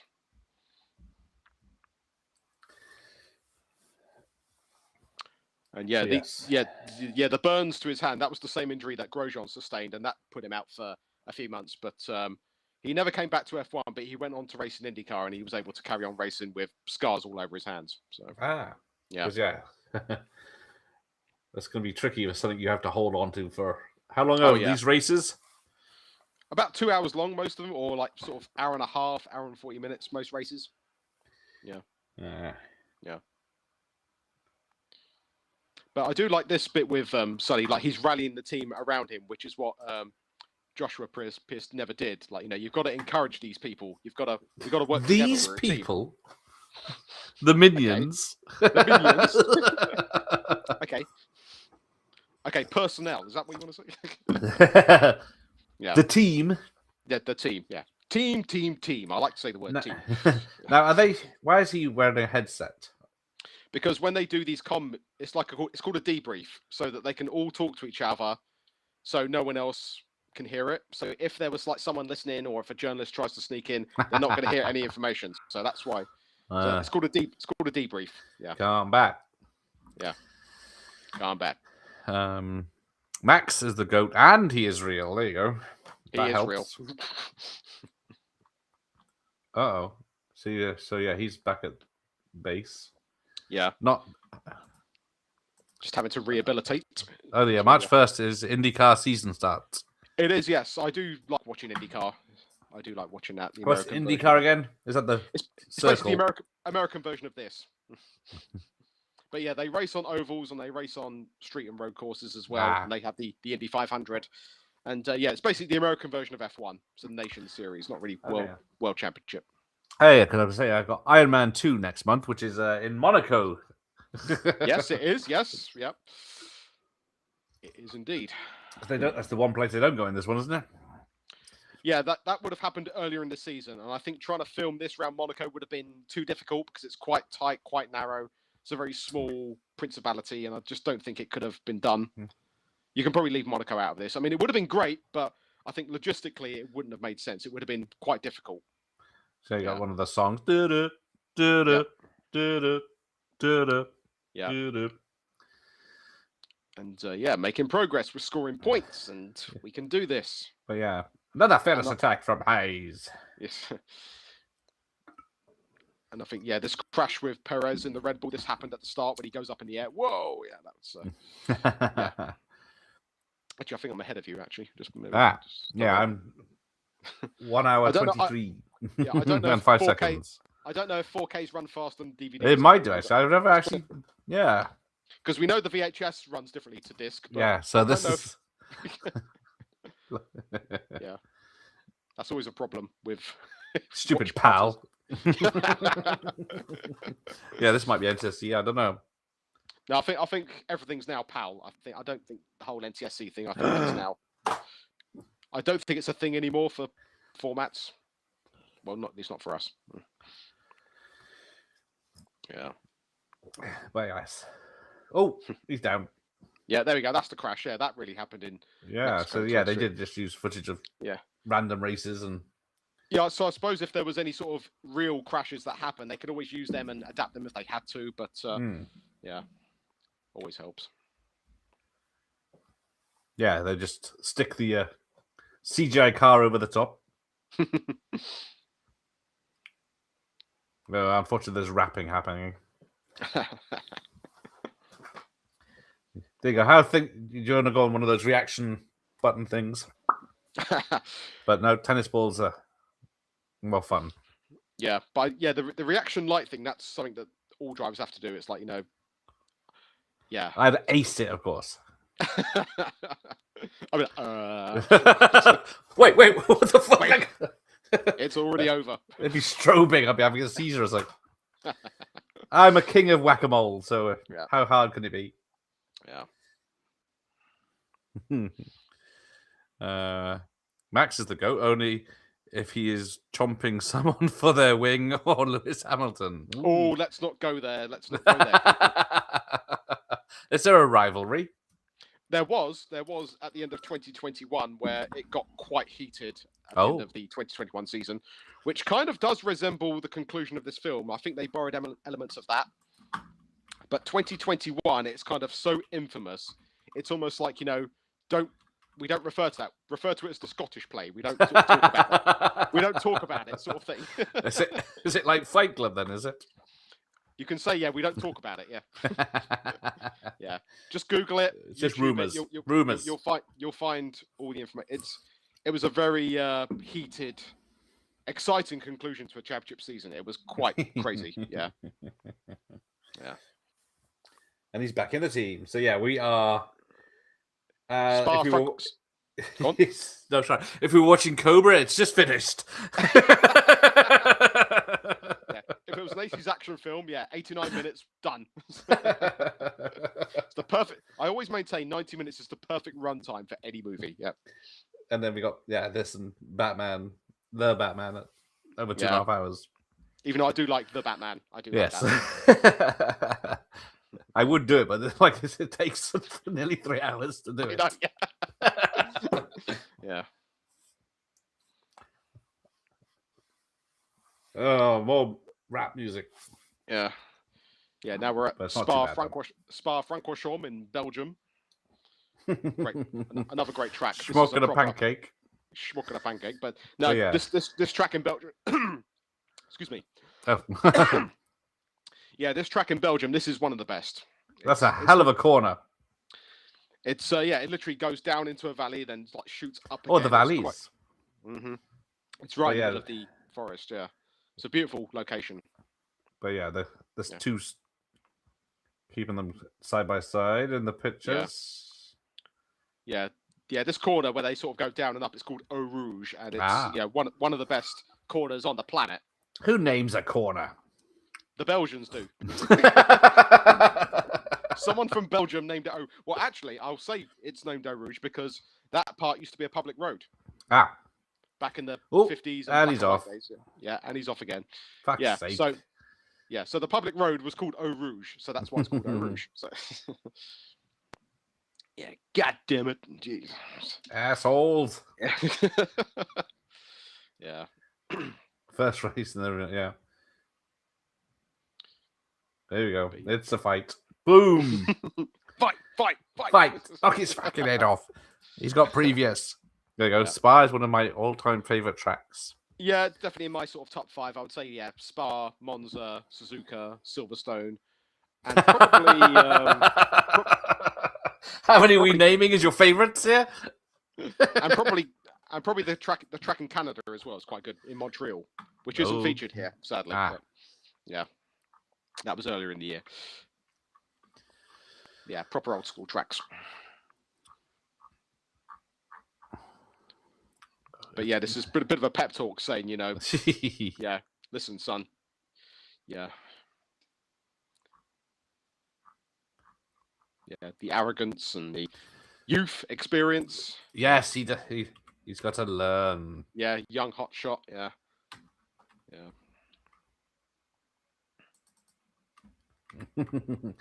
Showing how it's all politics. Unfortunately, yeah, there are a lot of politics in F1, and I will admit, some years when things get out of hand, I do get quite sick of the politics. It does sort of drag down the sporting part of it. It's like, can we just go and race? Yeah. Get in the car, run around the track. Yeah. Who's the fastest? Yeah. Now we're in Vegas. Because the investment just in the fucking cars. Yeah. But it was interesting because filming this in Vegas, this was actually the first year where they had Vegas in 2023. So F1 were really banking on this because they promoted Vegas themselves. No outside promoters. I think they really want to make Vegas the sort of hub of F1 or the entertainment hub of F1. And it's paid off in spades because it's become very financially successful, like racing on the actual Vegas Strip. Well, I was going to say, they go down the Strip at full speed, don't they? They do. Literally the same road where Con Air crashed. It's the same location. There's a claim to fame. Well, viva Las Vegas. Politics in F1 sucks, but I think it's not as bad as football, you said earlier. Yeah, well, these guys get up after a crash. Footballers, I tripped over a blade of grass. I'm out for 6 months. Yeah. But yeah, I do get sick of the politics, but Vegas sucks though. Modern Vegas. 90s Vegas was probably great. Yeah, I've never been to Vegas actually. No. The trouble is, it's in the middle of a couple of hours outside LA, but still. Yeah. I mean, my mum and dad went to Vegas when they once they both retired, they did a long sort of trip. They did San Diego, Grand Canyon, Vegas. It was like a 4-week tour they did, and so it's the best thing they ever did. Yeah, we nearly did the same. We had the deposit for a house or a 4-week vacation in America. That is a tough choice. It was a tough choice. Yeah, I think the opportunity for the house appeared first. I suppose you got to take the house. Yeah, Vegas will still be there. No, apparently it's not as good as it used to be. It's all corporate and politics now. So true. Yes, we missed that one. Tom is completely wrong here. Vegas vacation does not suck. I do enjoy the Vegas vacation just because it shows Vegas in the 90s. I mean, I do like the damn tour. If you've got any questions about the damn tour, any damn questions about the damn tour, I do like that bit. That is funny. Yeah. It's harmless. Right, there you go. Monaco, Long Beach, Laguna, Seca, Silverstone, Detroit. I'm guessing we're talking tracks here. Now, some of these, Long Beach is raced in IndyCar, but that is a great street track. Detroit, Belle Isle is a pretty good track for IndyCar. Laguna Seca, definitely the best American track, I will say, but F1 has never gone there. I think logistically it's not possible, and I think it's not really safe enough. They need a proper Grade 1 listing to have F1 at Laguna Seca. But I was going to say the pavement, tarmac, asphalt. Yeah, what has to be not done by the Romany types or the gypsies. It has to be proper jobs. Yeah, but basically all the tracks that F1 go to, they're Grade 1 listed. That's what it's classed as. And if it's not Grade 1 listed, F1 can't use it. And you've got to talk about safety, runoff, logistics, pit complex, the actual location of it, so that people can get in and get out without being delayed. So my street has about 100 potholes, so there you go, near mine. Well, so does Heathrow. They still have planes on it. Yes. You can't fill those holes in. No. Oh, I think I saw his tattoo then. Yeah. So I think this actress, is it Kerry? Is that Kerry Condon? That's it. Kerry Condon. Yeah, I think she was trained how to do the cards. Same as Brad Pitt. They were both trained by professionals on how to. But Brad Pitt has already been in Vegas a few times. Yeah, they did mention it on one of the featurettes. They mentioned they had to do a bit of practice to get this right. Yeah, Mm. and it's a good sort of team building exercise here to get them to stop fighting and look, let's work together for Christ's sake. Yeah. But she was disappointed that she'd done all this practicing with playing the cards and dealing them and shuffling them correctly, and then they don't show it close up with her face and the hands, so it's only long shots. So it's really impressive. He's gonna let him win. Yeah.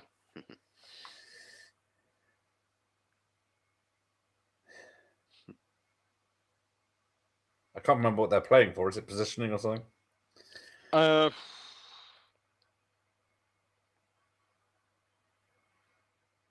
yes, Brad Pitt is character as a professional gambler to earn his way. Yeah, I don't think it really matters who wins. I think it's just to get them together and just say, hey, let's work together. Psychological exercise, maybe, and Yeah.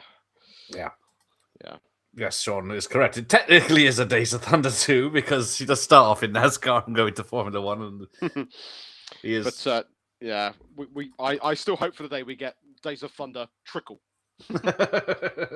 not Top Gun Maverick. Days of Thunder Trickle. We need that.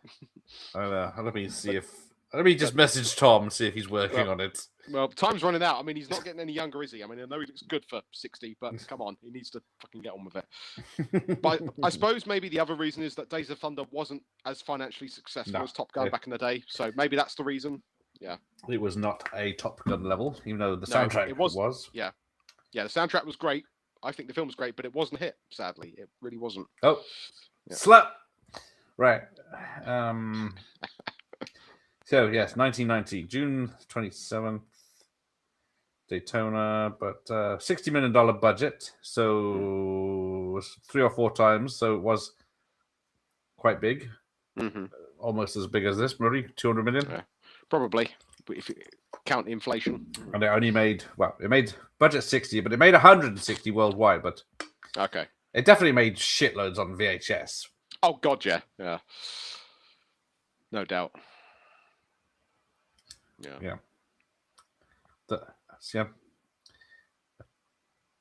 And he's showing his watch. I'm guessing it's expensive.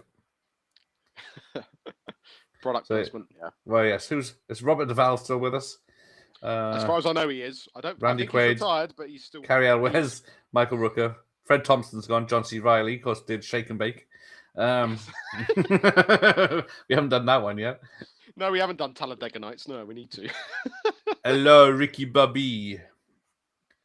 He's a Formula 1 driver. So, yeah, Don Simpson's in the credits as Aldo Benedetti. Yes, Aldo Benedetti. What a great name. For this one scene.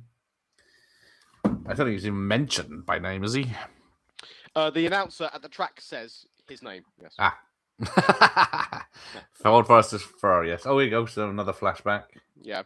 I love how it's VHS style. It is, yeah. And they did a good job at mimicking Ayrton Senna's McLaren with the Marlboro. Yeah, that's... Oh, I see the Wimmer there, yeah. And, just shows that, it still haunts him. Yeah. 30 years later, Yeah. That's a good point. Michael Mann's Ferrari was a big disappointment. I haven't seen it, so no, let's I ask the haven't seen expert. that either. No, okay. It's well, because the thing is, because it was based on Mr. Old Man Ferrari himself. I'm not really familiar with him because he died way before I was born. Actually, no, when did he die? He died in '88, but he was already very old by that point. But I think the film is based around, before the Grand Prix World Championship was even conceived. So it was like way before my time. I mean, I wouldn't mind seeing it.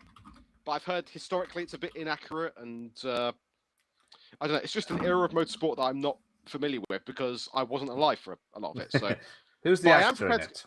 Adam Driver, isn't it? Yeah. Isn't he putting on a funny accent or something, or people calling it funny? I don't know, but I wouldn't mind seeing it. I would like to give it a go. I think they recreated a crash as well that killed a load of people on the side of the road, sort of thing. Yeah, spectators. I think it was the Le Mans crash in '55, which was a very horrible crash. It killed multiple people. Yeah, it was horrible. Yeah, but I always surprise me when they show rallies now and they're going over a fucking hill and there's 100 people on either side. One slip and It's a fucking massacre. Michael Mann hasn't done a good film in a while. I'm trying to. Well, we got Heat 2 coming up. We've got Heat 2 coming up. I hope. I just hope the studio just let him do what he wants. Please, well, that's the trouble. That might be why he's been doing recently. Maybe. So Tokyo Vice. I still haven't seen that, which is a Miami Vice spin-off. It's a TV show, isn't it? Yeah. Yeah. He's the executive producer on that. What's he directed? Let's have a look. I think so. He's got Heat 2 pre-production and an untitled Tony Accardio Sangiacono biopic. Okay. Oh yeah, he hasn't directed much. Bloody hell. Ferrari is 2023. Yeah. One episode of Tokyo Vice 2022, and Black Hat in 2015, which was quite bad. Okay. Luck TV series in 2011, which was short-lived. Dustin Hoffman TV show was pretty good. Public Enemies in 2009. So he's done 3 films in whatever maths that is. 14 years, and then Miami Vice in 2016. So Collateral in 2004 was his last great one. That is crazy that his Miami Vice film is 20 years old now. 2006. Fuck. Yeah. People say it's a vibe film because I like it. I like it.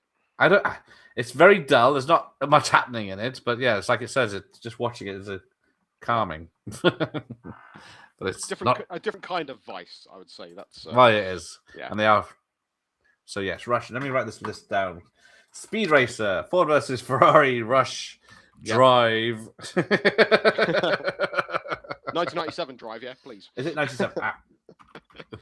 I was looking up. I put it as 2000. I thought it was later than that. Yeah. Let's see. Oh, it's the same year as the Mark Dacascos one, isn't it? Or is that the one you meant? That's the one I just meant, but I was just saying. That was a good one. Yeah. But what year was the other one? Trick me, will you? Is it 99? Was it? Driven was. It was Driven. That's why I can't find it. I couldn't get Drive. Yeah, Driven was 2001. Oh, bloody hell. Yeah. 25 years old. There you go. Oh, there you go. VHS tape. £1.16. Okay, there you go. I think the Video Tasties Exchequer can go for that. Burt Reynolds. Bloody hell. Yeah. I did, as I said, I did find a sealed DVD on there, so I might have to get it. I'll do it for the content. For your show and your ratings, I'll do it. Thank you. Right, Drive 2001. Let me replace that. Speed Racer, Ford vs. Ferrari, Rush. There we go. And, of course, Nick Fury. The real version. Actually, yes, I have heard the novel is pretty good, so hopefully all you have to do is film that and you're done. But who's it? Who's in it? DiCaprio. Yeah, but who's he playing? I don't actually know. Is he supposed to be like a sibling of one of... Yeah, is he supposed to be a version of someone else? I haven't read too much into it. I've kind of... Christian Bale, Austin Butler, Bradley Cooper, Adam Driver are credited at the moment, but as they haven't started filming, set in 88. Okay. So it's a prequel.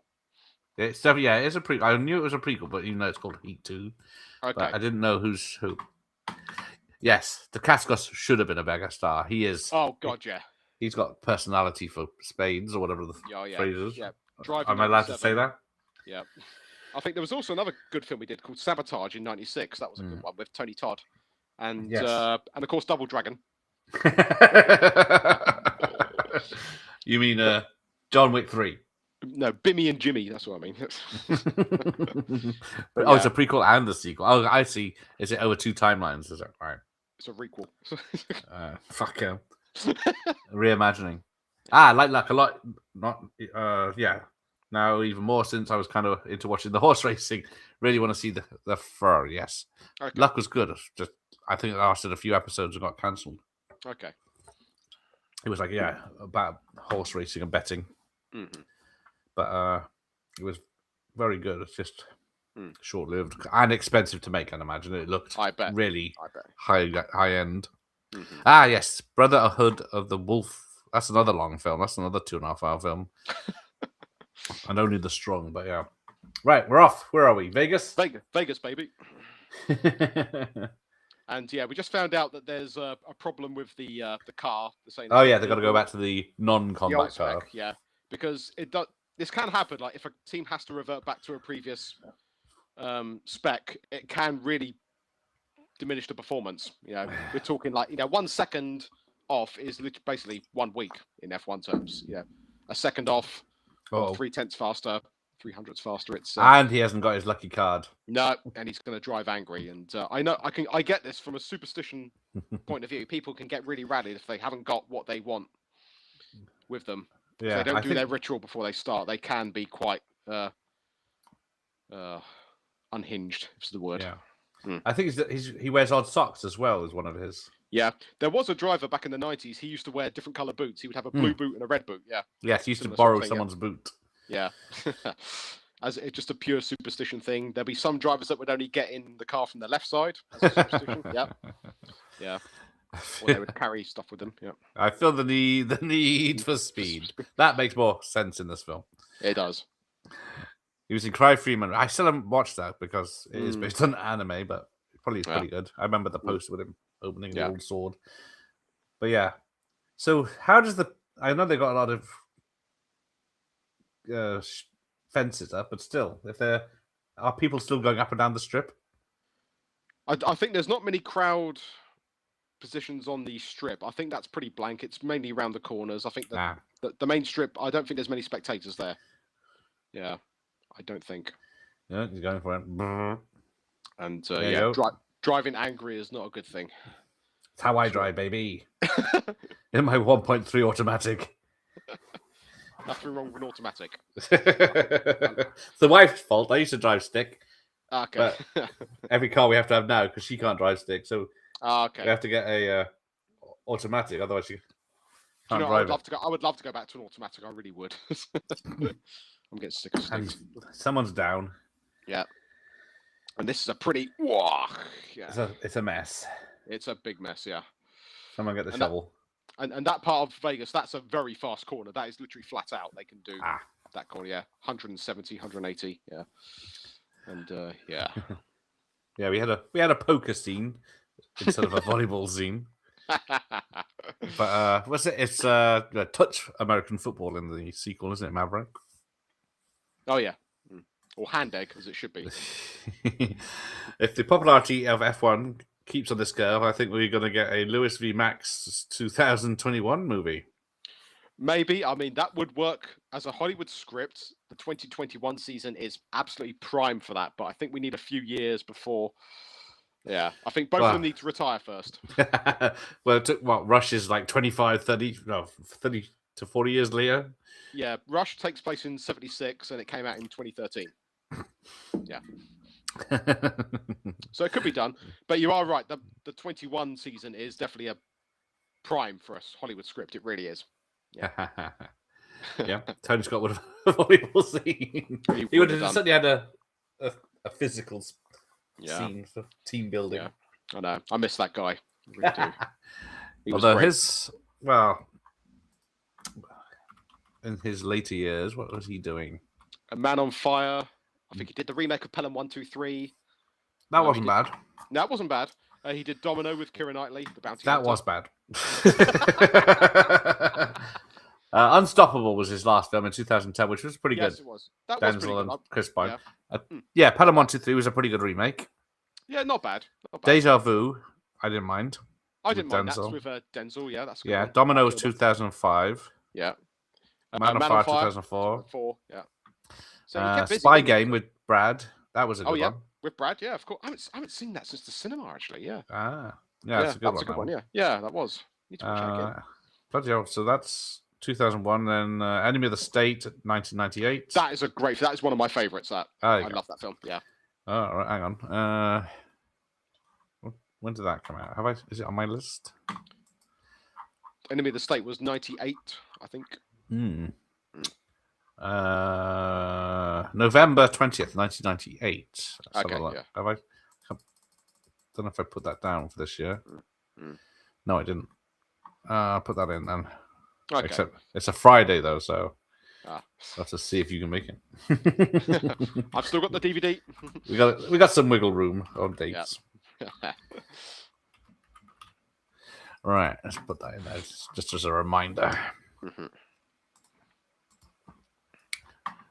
What anniversary is it? Oh, there's a Friday the 13th in November as well, right? Ah, nice. Well, it came out in November 98 in the US. Mm-hmm. Oh, the theme's kicking in. Right. December 26th, 98 for the UK. There you go. Wow.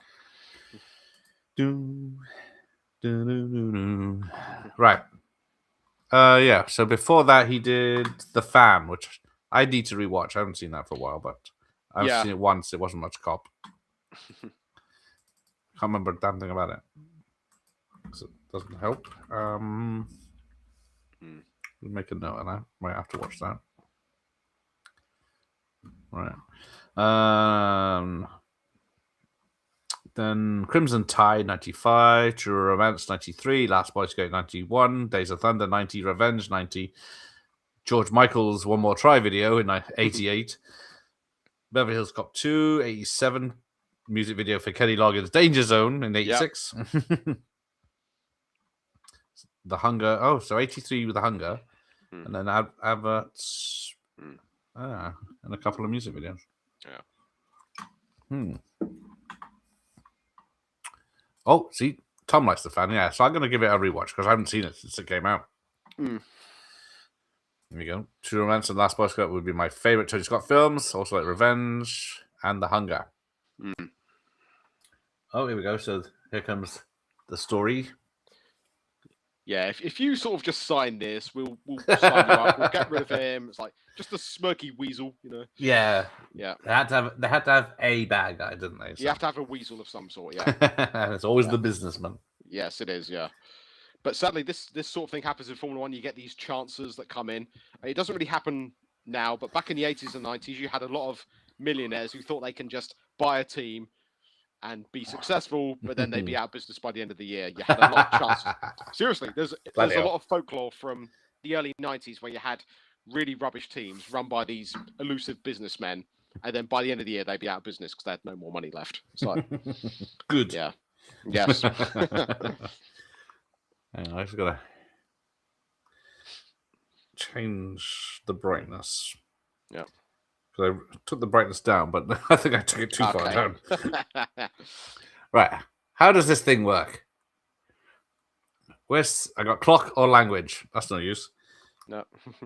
Sorry, I'll do it next time. Oh, no. Oh, no, now it works. Right. Yep. Okay. So I go back. No, let's eject. Right. System setup. See, this is... Oh. That's clock. Help. Mayday. Right, there you go. System setup. Now, yeah, so you press OK and it goes up. Right, system setup. I don't want to tune it in. For fuck's sake. Give up. Black Rain, I do think feels like a Tony Scott, not a Riddler's. Oh, God, yeah. Oh, yeah, definitely, yeah. It's definitely old style, that one. Mm-hmm.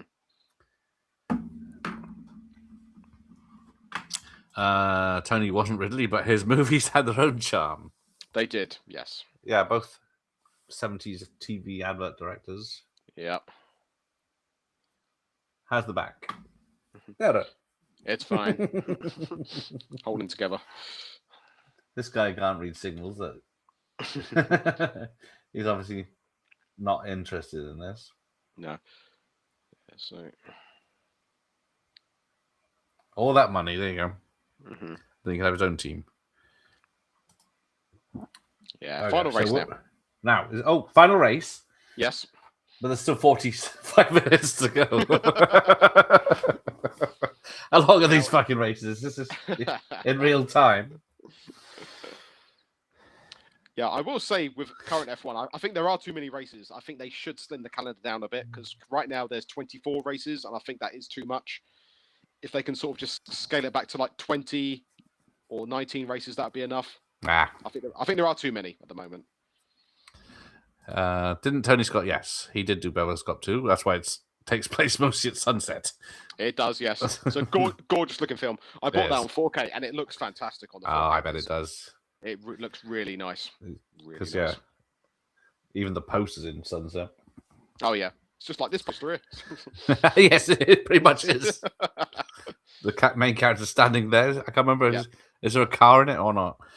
No, there isn't. No. It's just a sign of Beverly Hills Cop, isn't it? Yeah. And you've had a VHS for how long? Don't ask. But welcome, Mike Barrett. Yeah.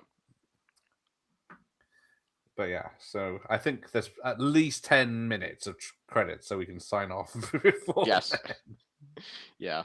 There's no end credit sequence, so you could stop it once the credits start rolling. So yes. Yeah. We don't have to do the whole credits. Yeah.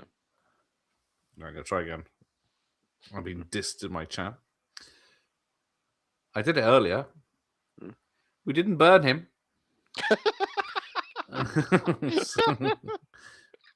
Shit, I can't find. I did it earlier. How did I not do it now?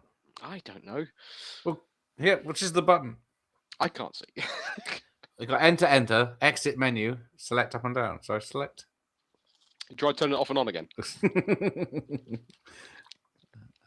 Do you not think I'd not try that? I could put it in different languages. I don't see because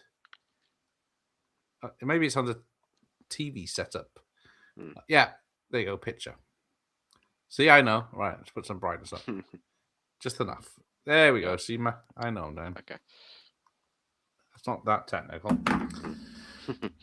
See, Revenge. I've watched Revenge many times in the past. I never got into it because. But maybe something else I need to give a chance.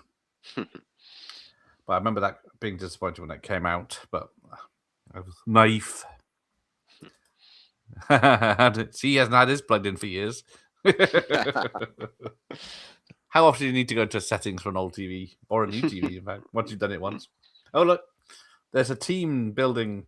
Yeah, but it doesn't matter because Brad Pitt's off the team unless he gets a dodgy doctor to sign a letter. Yeah, so yeah, and make a bet as well. Now or never. If I will say with TV settings, I have to do a lot of adjustment when I put laser discs in. I have to adjust the screen a lot because some could be really dark and you have to brighten them up a bit. And yeah. What connection are they? Is it SCART or is it RGB or whatever? Mine's a SCART. Okay.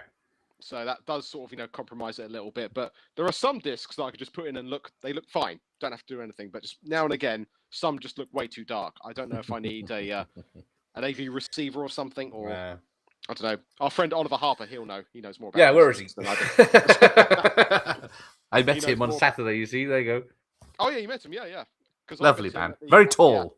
Yeah. He's very tall. Yeah, because I met him at the In Search of the Last Action Hero documentary that he did a while back. Yeah, I met him at the pub and the cinema, the small local cinema that he showed it at, and yeah, he is tall. I couldn't believe I wasn't expecting. Who's that towering above everyone? Yeah. But no, he's a nice bloke, and yeah, he was grateful that I showed up. And we had a good chat and had a few drinks and a pizza, and yeah, it was great. I don't know. I don't know. After the premiere, some of them went off to the bar, but I couldn't be bothered. So it's a miserable night. It was cold and wet outside, so I thought, it was. Yeah, I could believe that. Yeah, I gotta get home. But it was a good time had by all. But yeah, apparently the other day I saw that the Action Hero documentary popped up on my YouTube feed, and it was like not his channel or a proper channel. It was like someone had uploaded it. Yeah, I did see that, and I wasn't too sure. I was gonna email him or something. Or I emailed him, so yes. And apparently he doesn't own the rights to that anymore. He sold the rights, so. Right, okay, yeah. It's been uploaded and taken down a few times, but yeah. He doesn't own it anymore, and it's a poorly edited version that doesn't have all the clips in, so it gets past the copyrights. Yeah. Because I took part in the crowdfund thing, I've still got the Blu-ray, so I've still got a physical copy of it. 91. Yeah. Nice. It has all the drivers on the credits and Roscoe, which was Lewis's dog. Yes, you do see Roscoe at Silverstone. There was a shot of him running through the paddock. Yeah. Get that dog off there. He's got a pet bulldog. Okay. Oh yeah, I saw that beginning. A dog running down the track. That was his dog. Yeah. Laserdisc is the fentanyl of vintage media. Be cautious. You have to be cautious. Trust me. I've got one Laserdisc that I needed for a Terminator 2 video. And then... in fact, there's got to be a watch party where it's going to require me to watch a Laserdisc copy because it's the only copy I've got. Good. Good evening, Joel. Welcome. Hey, good evening. We're into the last race. Last race. And Brad Pitt's easing his old body into the car. Yeah. Yeah. Adrenaline could be a wonderful thing. Because I thought cocaine was a hell of a drug, but no.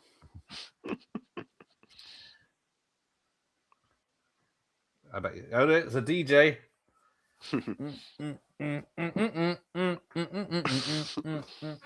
Yeah, that's how I roll. Yeah, I have to say this facility in Abu Dhabi. This is one of the. I wouldn't say it's the best track they go to, but in terms of facility, it's absolutely world class. It's literally like an island. It's literally like a man-made island with a racetrack on it. Yes. Yeah. No expense spared for this one. No, the Arabs, they've got a lot of money, and I tell you, they forked out a lot. It's like when they have those indoor bloody ski resorts, and it's like, yeah, you guys really need this, but yeah, the cost just to run it, not to build the bastard. Yeah. Oh, he's watching from Zimbabwe. Welcome from the future. There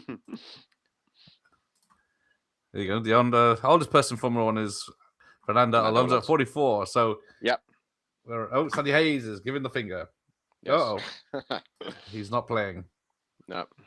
But yeah, so it is a young man's game. It is. It is, yeah. You can retire from this to do darts, I suppose. But after this, he's going to race in the Baja, isn't he? That's what. Yeah. Which is even more bouncier. Yeah. And he does give this guy. I can't remember what the bet was. It was something to do with like, if I do such and such, I'll pay you. Why? I could work that one out. There's so much. This is such a long runtime. I forget the plot. Yeah, I don't know if we needed all this. Well, I guess I have to show off how. Too much. Yeah, too much acting. Yeah. And there's the kids, like you said. Yeah, the grid kids. I think that's what they do now. Yeah, I mean, we all love the grid girls, but if they've got grid kids, I think that's a better idea. Yeah, bollocks. Yeah. Well, do you know one thing I was going to mention? One thing I noticed in the whole film is that they don't actually show any qualifying sessions. It's just the races.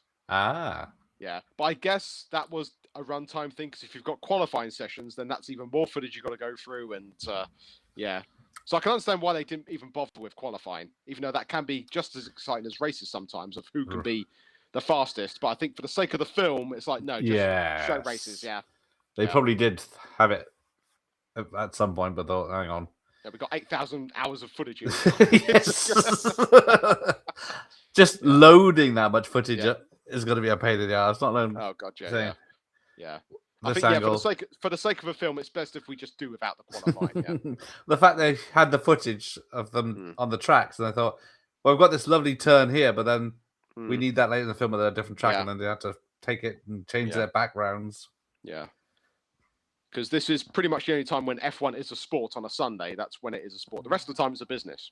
But on a Sunday afternoon or evening, it's a business. Yeah. Yeah. Yeah.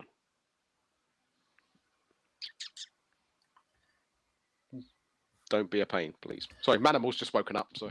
Oh. Is he here? He's down here, but you can't see him. Yeah.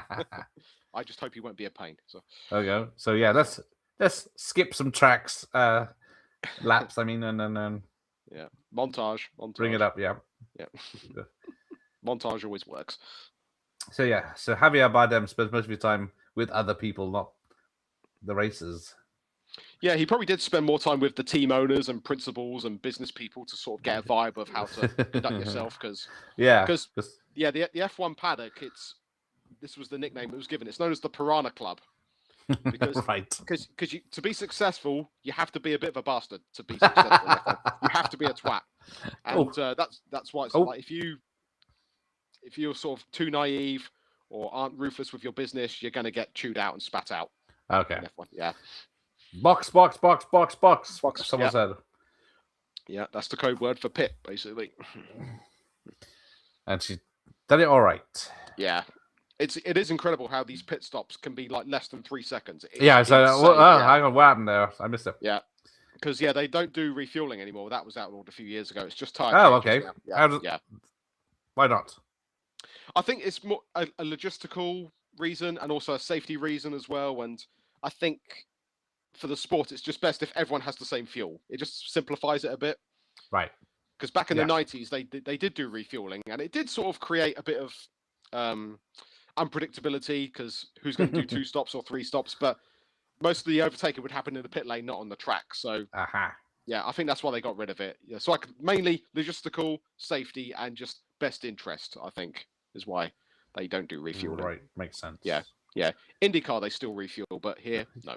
Yeah, because IndyCar, they use the same fuel that's invisible flames. Methanol. That's what it's called. Yeah. Because when it burns, you can't see it. You literally cannot see it. Yeah. It's really weird. Yeah. What's it taste like? I don't know. I don't want to. Can you get me some jet fuel? I'll get you this.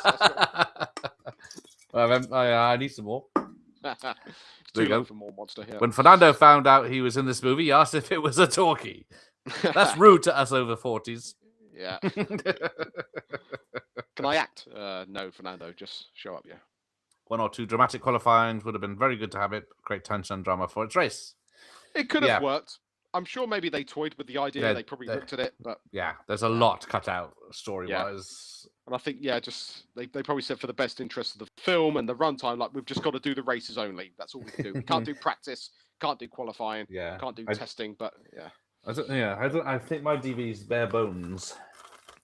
Yeah, because this has multiple featurettes, which I think most of them are on YouTube. It's got the commentary, the read through.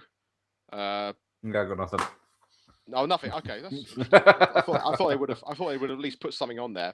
They've got behind the scenes of the Monza crash. They've got the simulator stuff and on location. A few other featurettes and a commentary as well. But, I guess yours is a 12. Like I say, why is it a 12 though? I think there's one F-bomb, isn't there? I think there's one F-bomb. F-bomb, there's an F-bomb. Yeah. And maybe they feel... Oh, sorry, infrequent strong language. Moderate threats. Jesus Christ. So the pushes a man. Yeah. Because I think with 12s, they can get away with one F-bomb. There's violence. Men that push and shove each other during arguments and altercations. Jeez. Yeah, I think the rule is you can have one F-bomb as long as it's not in a sexual way. You can say at least one F-bomb for a 12. Yeah, there is a fuck. Yeah. And milder terms such as prick, son of a bitch, shit, arsehole, bastard, piss, balls, freaking screw, god, and damn. People making the middle finger gesture. Oh dear, I'm offended. Yeah, which may frequently mean the use of sexual swear words. You know what I'm about. Several intense sequences of motor racing apparently in this film. Yeah. And a driver being pulled from a burning vehicle. Documentary footage of a crash. Yeah. A couple kiss passionately. Yes. And then there are some mild sex references. Fuck's sake. People smoke cigarettes and drink alcohol. Oh, yes. We can't have that. Flashing lights and then factual and undetailed verbal references are made to death, bereavement, and divorce. Fuck. Is that really necessary? Is that off the BBFC website? Yes, that is a reason for this to be a 12. Yeah. I can understand their reasons, but it's not fucking Teletubbies. Do they really need to give that much information to the rating? Like, does it really need to be disclosed? Yeah. There you go. One non-sexual F-bomb. Yeah. There you go. George Carlin likes to suppose. Thank you. Good old George. See, I never knew he was a comedian until years later after Bill and Ted. Yeah, he never really caught on here, did he, as a comedian? We just knew him as Rufus. That was it. Yes. Yeah. Uh-oh. Great underdog story. Oh, yeah. It's all come to an end. Spoilers for the ending that Brad Pitt wins it. I didn't expect it. I thought, Brad Pitt's going to let the young guy win it. Yeah, I wasn't sure because I know they filmed the podium at the final race, right? And it pretty much gave it away. But I stayed off that. I didn't even look at the social media for that. So, but I knew that one. I knew that one of them was on the podium. So I figured that Brad would get a podium finish, like a second or a third, as like a final sort of complimentary prize. But I didn't actually think he would win the race. I was quite flabbergasted when they actually did that. I didn't think that would happen. Oh, there's fucking yes. That might be it. Yeah. But yeah, red flag. Oh, is it? Yeah, red flag means so he's got And then people say with this much damage, he would not be crawling around. I mean, there have been instances when cars have had damage like this that can be repaired, but maybe the car doesn't feel exactly the same. I mean, there was a time when Verstappen went off on the installation lap and broke the suspension, and they literally fixed the car on the grid.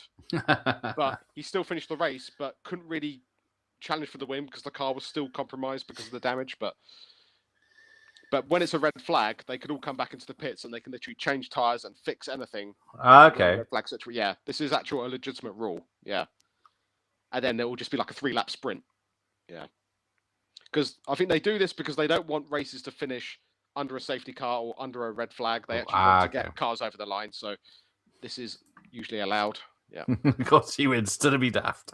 Well, when you first watch it in the cinema, you don't know what's going to happen. He's out of the race, you think now. Yeah. I assumed it was going to be he gets a podium finish. That's what I thought was going to happen. Yeah. Right. But this is the scene where they got all the teams to line up in the pit lane to sort of, falsely work on the cars while they film all of these scenes with Sir Lewis and all the other drivers and Pierce and Sonny Hayes. They can have them here interacting or sort of looking at each other where they're all working together. Yeah. If you listen to the driver's radio, ironically, they drop double-digit F-bombs every race. You'd be amazed the amount of swearing that actually goes on at real races. And, yes, it's not for kids. And that's what they say for Drive to Survive. They show all the unedited radio conversations on Drive to Survive because it's Netflix, no rules. But live broadcasts, they have to beep stuff out. Yeah. Think of the children, for God's sake. Yeah. Oh, pep talks. Yeah. You could do this, Sonny. You could do this. Yeah. Yeah. It's clearly a penalty. Yeah, the penalty system is quite inconsistent. Yeah, this guy, he's not helping his situation. No. Who is that man? I don't think I've seen him in anything else. I bet you don't even know his name in this, do you? No, I don't know. I know. Oh, there it is. He's Tobias Menzies, Peter Banning. He's called in this. From London. He's in F1 the movie. The Crown, where he was Prince Philip. Never watched The Crown. No. A lot of... Game of Thrones is Edmure Tully. Never watched Game of Thrones. Okay. I think that might be where I recognize him. He's in Outlander, of course. Never seen that either. Underworld Blood Wars, the non... Is that the Kate Beckinsale one, or is that the non-Kate Beckinsale one? It's the Kate Beck. I think it's the 5th one that was made. He's in The Night Manager. Yeah. Bloody hell, that's 10 years old. I thought that was recent. And there's this... Yeah. Silent Witness, Doctor Who, Black Mirror, getting on the thick of it. So he's been around. He's done quite a bit, yeah. Law and Order UK. I'm going to wait until I see either Casualty or Holby City. Or EastEnders. Atonement as naval officer. Casino Royale, that's where I know him from. Villiers. But Casualty, we have a winner. 12 episodes. Yeah. Yeah, so they emphasize here, like Apex have got a spare set of super soft tires because they didn't use them in qualifying, so they can use tires. Whereas teams at the top, they pretty much use all their good tires for qualifying, and they don't usually have any left over for the race. So this is why they've got that extra advantage, because they've got the best tires on for this 3-lap sprint. Yeah. Right. Yeah. And safety car restart. Hamilton, Leclerc, Pierce, and Hayes. And this has happened in the past where there's been like a late red flag and they just want to do a quick 3-lap sprint and just go for it. Yeah, it has happened a few times. Yeah. And they have to literally line up on the grid again. Unless it's raining, they normally just do a rolling start if it's pissing down with rain. But yeah, safety. But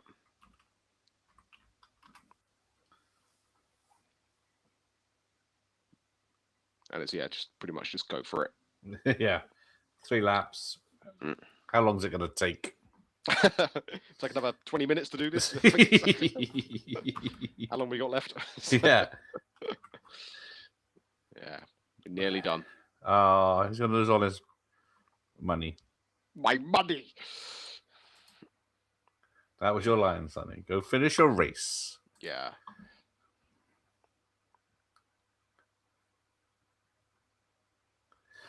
Because I think they had 6 of these Formula 2 conversion cars, and then they were all used, some in front, some behind the actors to film it. So they just because the standard car follow cars couldn't keep up to film them. So no, it wouldn't have done. Yeah, because an actual Formula 2 engine is quite much. It's much slower compared to an F1 engine. It really is. The horsepower difference is quite extraordinary. Yeah.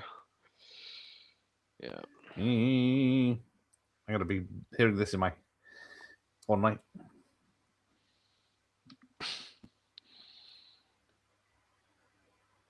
But yeah, talk about a conclusion. It's really exciting. This is what really makes the film. Yeah, it's a happy ending for everyone. Yeah, exactly. Yeah, you've got to end it on a happy note. Yeah, Pitt gets his win. The other guy learns to race. Yeah. He says it's your team now, and there is a future in it for him. Pitt's character won't touch a trophy though. Yeah, that's another superstition thing. I don't know any driver that has got that superstition that they won't touch the trophy. I know some drivers don't keep their trophies. I've heard 1 or 2 don't want to keep them. Yeah, they just let the team have them, or they let someone else have them. Yeah, sometimes trophies don't even mean anything to some drivers, but yeah, some like to keep them, some don't. Yeah. Is Hamilton's car his right colours and advertising and everything, or for 2023? Yeah, this is exact. Yeah, he was still at Mercedes at this point. He's now with Ferrari, but in 2023 he was still at Mercedes. Yeah, turncoat. Yeah. Did they make money from racing or from the promotion of advertising? In terms of the teams or the drivers? Drivers. Drivers are paid accordingly, like for a year or how long their contract is. So if they're like contracted for 2 years or 3 years at a team, that's what they'll be paid over 3 years or 2 years. But the teams, they can earn money depending on where they finish in the Constructors' Championship, the Teams' Championship. Okay. So the team that wins the Constructors' Championship, they get the most money, and it sort of goes down from 1st to 10th or 11th. And so there is money at stake for teams who finish in like 5th or 6th. They get a bit more. Yeah. So there is a prize fund at the end of the year for the teams. Okay. And they have a set budget for each season, and that's where the sponsors come in. Like they're paid this much for this season. But they are limited to what they can spend per season now because there is a budget cap in place. It used to be a thing of where teams could just spend what they want, but then they realised, hang on, how are these guys at the back supposed to keep up with them? So they exactly. Yeah. So eventually they agreed to a budget cap where you're only allowed to spend, I think it's like 147 million for a whole season, which sounds a lot, but Ferrari used to spend like 400 million per season back in the Schumacher days. It was just ridiculous amounts of money. It's like just throw money at the problem and it'll go away. But now there is a limit, which has helped the sport in some way. So the field is much closer, and these teams at the back do have a chance, like we got here. And the spin and the collision. Yeah, there is a lot that goes on within these 3 laps. It is quite extreme. Again, you have to remember, this is a movie. And it's a movie. Exciting. Yeah. It's. I'm prepared to let it slide. It's all excitement. Yeah. No more risks. No, it's not like Days of Thunder. Harry, this guy's going down. Nothing like that. You can't just ram him off into the wall. Why not? That's what we want to see. This one's for you, Harry. It's not Send them flying into the crowd. Yeah, there's no rubbing in this because if you rub each other, you're gonna take each other off. And I'm quite amazed that Hamilton was the one that went off here. I thought he was like, no, I'm not crashing in the film, but clearly, luckily his ego's not in this film. No, it's all make believe. So he left that at the door, thank God. So, but I was legitimately shocked that Sonny Hayes was the winner of this last race. I did not expect him to win the race at the end. I thought it was, as I said, I thought it was going to be a podium finish, or Joshua was going to win the race. I thought that's what it will be. But that final, he's flying. Yeah, him and the car. Yeah, that one. Is anyone left in the chat? Are they still? Yeah, I'm trying to read something here. I see a comment by Mr. Gen Z. Yeah, okay. But it's on the left-hand screen, but it's not on the right-hand screen to click on it. Okay. So I don't know what happens if it's been taken down. Yeah, they say box 3 times so that drivers can understand the instruction because of all the swearing. Yeah. But yeah, I suppose because it's quite a clear word. Box. You can understand. Right, pits. Yeah. Yeah. It's not appearing on my left-hand screen, but yeah. Okay. So done in real time the last 2 laps. I don't know. Is it? I'd say close enough. Close enough. Yeah, But yeah, Pitt's flying right now. He's in the zone, which is a real thing that Hamilton, I think, told. But I think most drivers feel this. Yeah, once they're in the groove and the car's handling well, they almost don't have to think about what they're doing. They're just, you don't have to think about throttle, gear changes, brakes, anything. You're just kind of, you're flying. Yeah. Yeah. And he done it. Of course he bloody done. Brad Pitt. Yeah. Winner. Oh, he's watching wrestling on ITV4 as well as this. Thank you. Okay. Are you watching AEW? Jesus Christ. So I guess I would say they say that all the sparks and smoke in this is real. They didn't have to CGI it in, but no, the cars do have skid plates which allow them to spark when they hit the ground and hit the curbs. Yeah, that is a legitimate thing. I'm guessing the fireworks are probably fake though. No, they have fireworks at the. Yeah, I meant for this bit because they wouldn't. I mean, they have at the actual event, but I think they do have quite a lot of fireworks. So I think maybe these were CGI'd in. Yeah, I think they look a bit funny on. Yeah, but, I mean, these track shots, the overhead shots. This bit is probably fine. Yeah, they probably film this bit. The ones behind them as they're celebrating, I don't think they're real. No, I think you're right. Yeah, it'd be easier for that bit, but yeah, I think some of the others are. They just said, "Quick, the winner's coming. Stand here. Cameras on." Boo this man! Boo this man! He was only doing what's best for him. Weasel. I hate weasels. I really do. I are weasel. And P1 as they call it. Yeah. Oh, he's. So apparently, the actors, because they're in a helmet for most of the races, and you can only just see their eyes. You have to pretty much, do a lot of eye reactions when their acting tells them not to.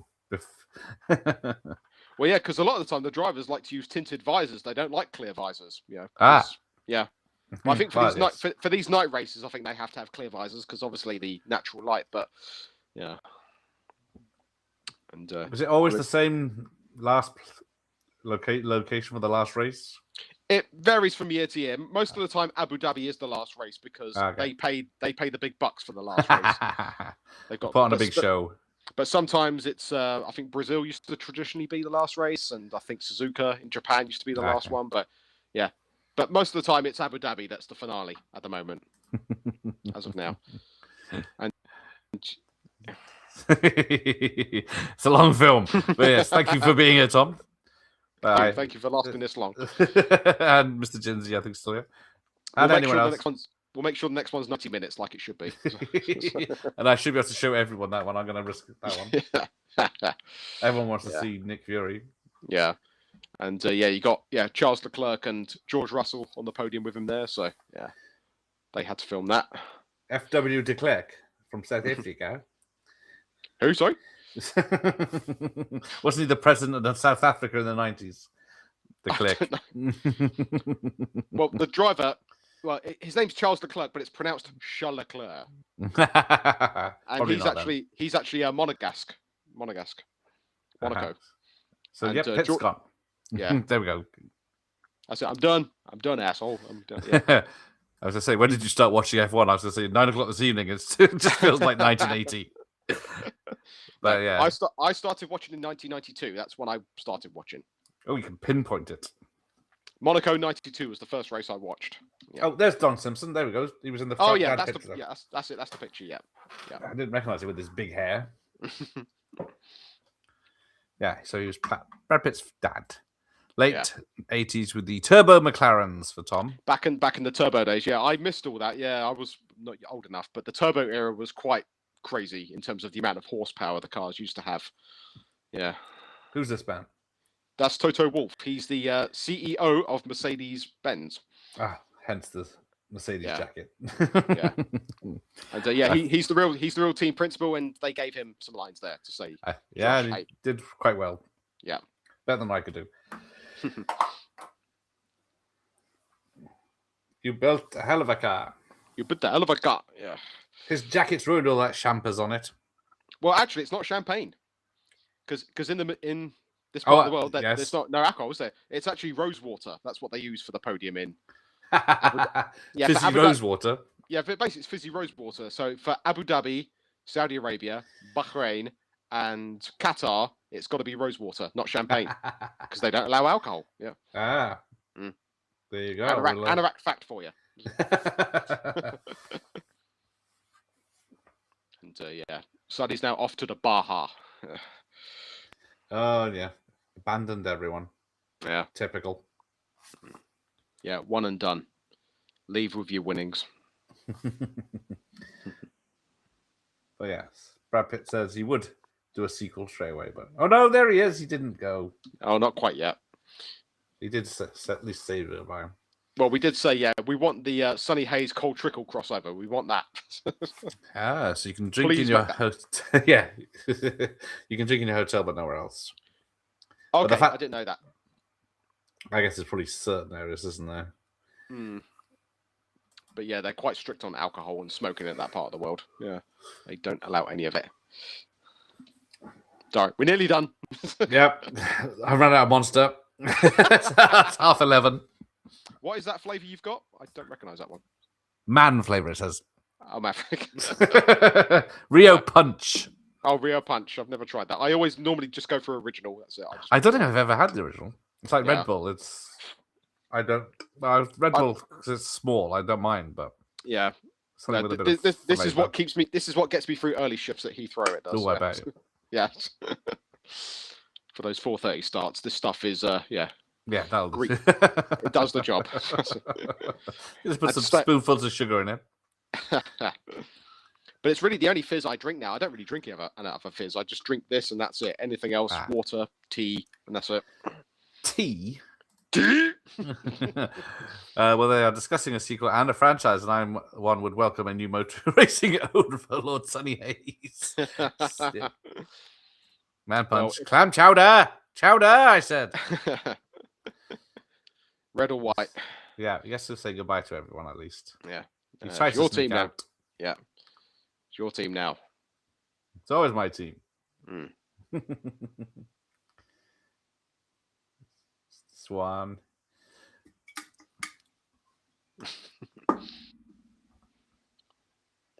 Well, I'm glad this iPad has held together because I've had to have it on charge. It was fully charged.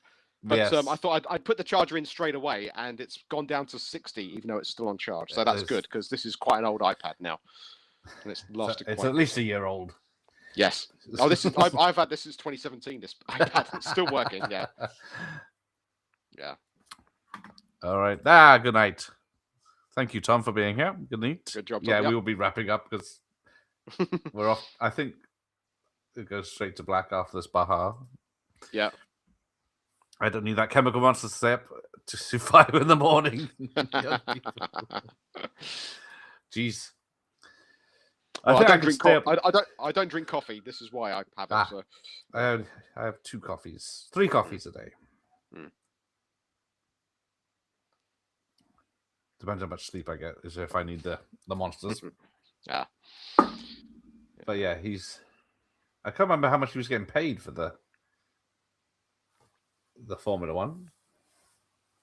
I think they mentioned it in passing, but I'm not sure how much it was. But yeah, he did that. He did that deal. He did that deal so that he can get paid and the team can survive. And if I win, and force the other weasel out, So this is Baja, Mexico.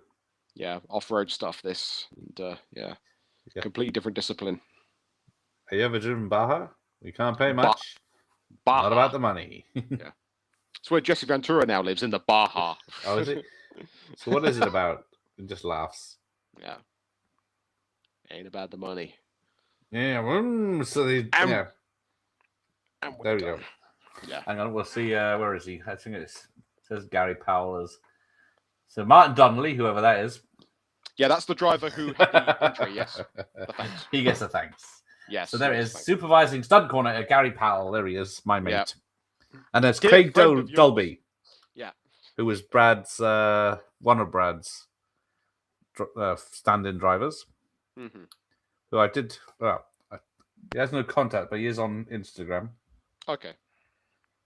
But he hasn't followed me back yet. Oh.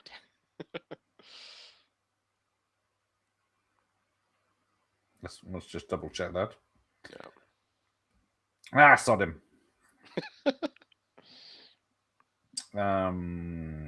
Yeah. But pedal down and drive. Yeah.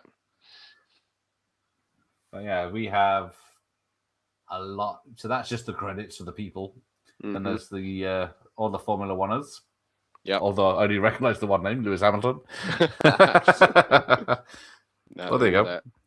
Forgot I had this on my phone too, but I can't watch it in 1080p off my USB stick for my TV. Yeah. You need to see it in the highest quality possible. You do, yes. 8K if you got it.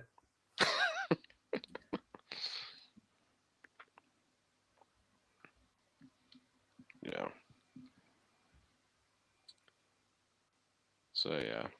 So yeah, next time it will be Nick Fury, Agents of S.H.I.E.L.D., yes? Well, what time is it? It's only 11:30. Just to clarify, you did check, and that one was copyright free, wasn't it? It was, but it was, but then so was Terror London Bridge until after we watched it. I think actually it was both ones. I can't remember now.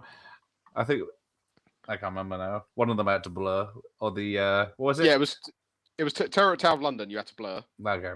Typical. Gridlock is fine. Gridlock is fine. Okay, for now. Yeah. Although I've had a couple of copyright claims like 3 and 4 years ago now to this week. Okay. And Executive Target is still on, isn't it? That was fine. Yeah. Yeah. Yeah. Because I mean, if you really want me to track down a copy, I can try and find a secondhand DVD. No. Just in case, worst case scenario, you can use the Watch Party app. Okay. Right, let's wrap this up then, because it's wrap school this up, night. Yes. Still. Oh, I gave up on Agents of S.H.I.E.L.D. about halfway through. Yeah, I didn't get very far with that, sadly. Yeah. It was a good idea. Oh. Mm-hmm. Doo-doo. It's kicking in. Right. Anyway, let's go. So thank you for Ben. He'll be back again. We've got our long list of racing films to do this year. Yes. Thanks everyone, Mr. Gen Z and Tom and the gentleman. There he is, Joel from Zimbabwe, who was here earlier. Yvonne, who was here earlier. Mike Barrett, who was here earlier. Stuck with us most of the time. But yes, we have still got 5 minutes of titles to go through. So we'll say goodnight now. Say goodnight now. So good night, everyone, and take it easy. I got nothing planned for tomorrow night, so there you go. No. Right.